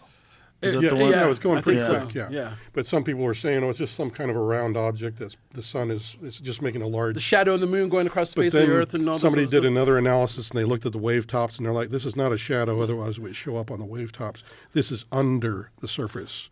And this thing... And it's disturbing the water underneath it as yeah, it's this going thing by. made this oil rig out in the ocean look, it dwarfed it. I mean, this was like 3 or 4 times bigger. So the speculation is that they're hiding in plain sight in the water? Or is the speculation that there's always been a civilization down there? I'd say in my opinion. Yes. No, in my opinion, I would say that they have been here a very long time, and that underneath the ocean and underneath the ground are two of the best places to stay hidden and out of the way of prying eyes. Yeah. You go out in the boonies somewhere, or you go, there's a whole bunch of activity going around Puerto Rico. Puerto Rico? Yeah. There's a whole bunch of activity that is going on, where the Nimitz incident happened, all right? So there's things that we want to verify, because you hear stories about things, like you've heard of the Baltic anomaly, all right? So the first thing you want to know is, well, first of all, is it actually there? Once you verify that it's there, you want to know... What's its composition? What's its composition, all those things. There's another thing on there. You can look it up right now. It's called the Cuban Atlantis. It's supposed to be 13 nautical miles west of Cuba, all right? And it looks like there's triangles and everything else there. And I'm like, from the moment that thing came out, I've never heard anybody else say, we've been there, we've checked it out, we've verified it, it's there, let's send a dive team down. The thing on the right there, That's it, yeah. Yeah. That's Under the water? Yeah. That's supposedly 13 that miles real? off the coast of Cuba. Oh, Well, it's that's very what we want to real. know. Yeah. We want to verify That's that. crazy. You know? Yep. Whatever that is. Yeah, where's the National Geographic documentary on that? Is that, wait a minute, is that for real? Just the Why have one. I never even all seen that before? All the That's- other ones I'm thinking are fake, but this one up top right there where the thing is, Click on that, Jamie. yeah. Ancient Origins. I wouldn't go there.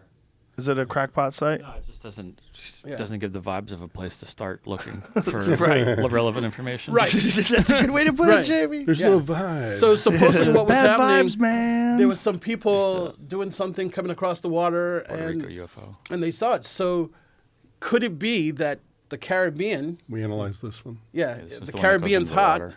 and Oh, wow. and there's something out there, you know? Skip ahead. It eventually goes in the water. Yeah. This is very weird. Even this one, we've looked at it. We argued over this for months. How Yes. fast is this thing supposedly going? It's not going that fast. Yes, It's- it's kind of quick, like a Learjet would. You know, but But just it- looks, not now it just went remarkable. right in the water. the two Right. things that stick That's out what's about nuts this, that it goes in the water. it does. There's no And it's rooster going tail. fast in the water. Yeah, there's Right. no rooster tail that Right. comes off it. Right. And the other thing is, at one point near the end, it actually looks like it splits in two. There's like one's a holograph and one's right. And now there's some other imagery guy that's saying, "Oh, that it didn't actually go in the water. It's just an yeah. artifact." See, it splits up. Yeah, there you go. See, that's the part that you can't.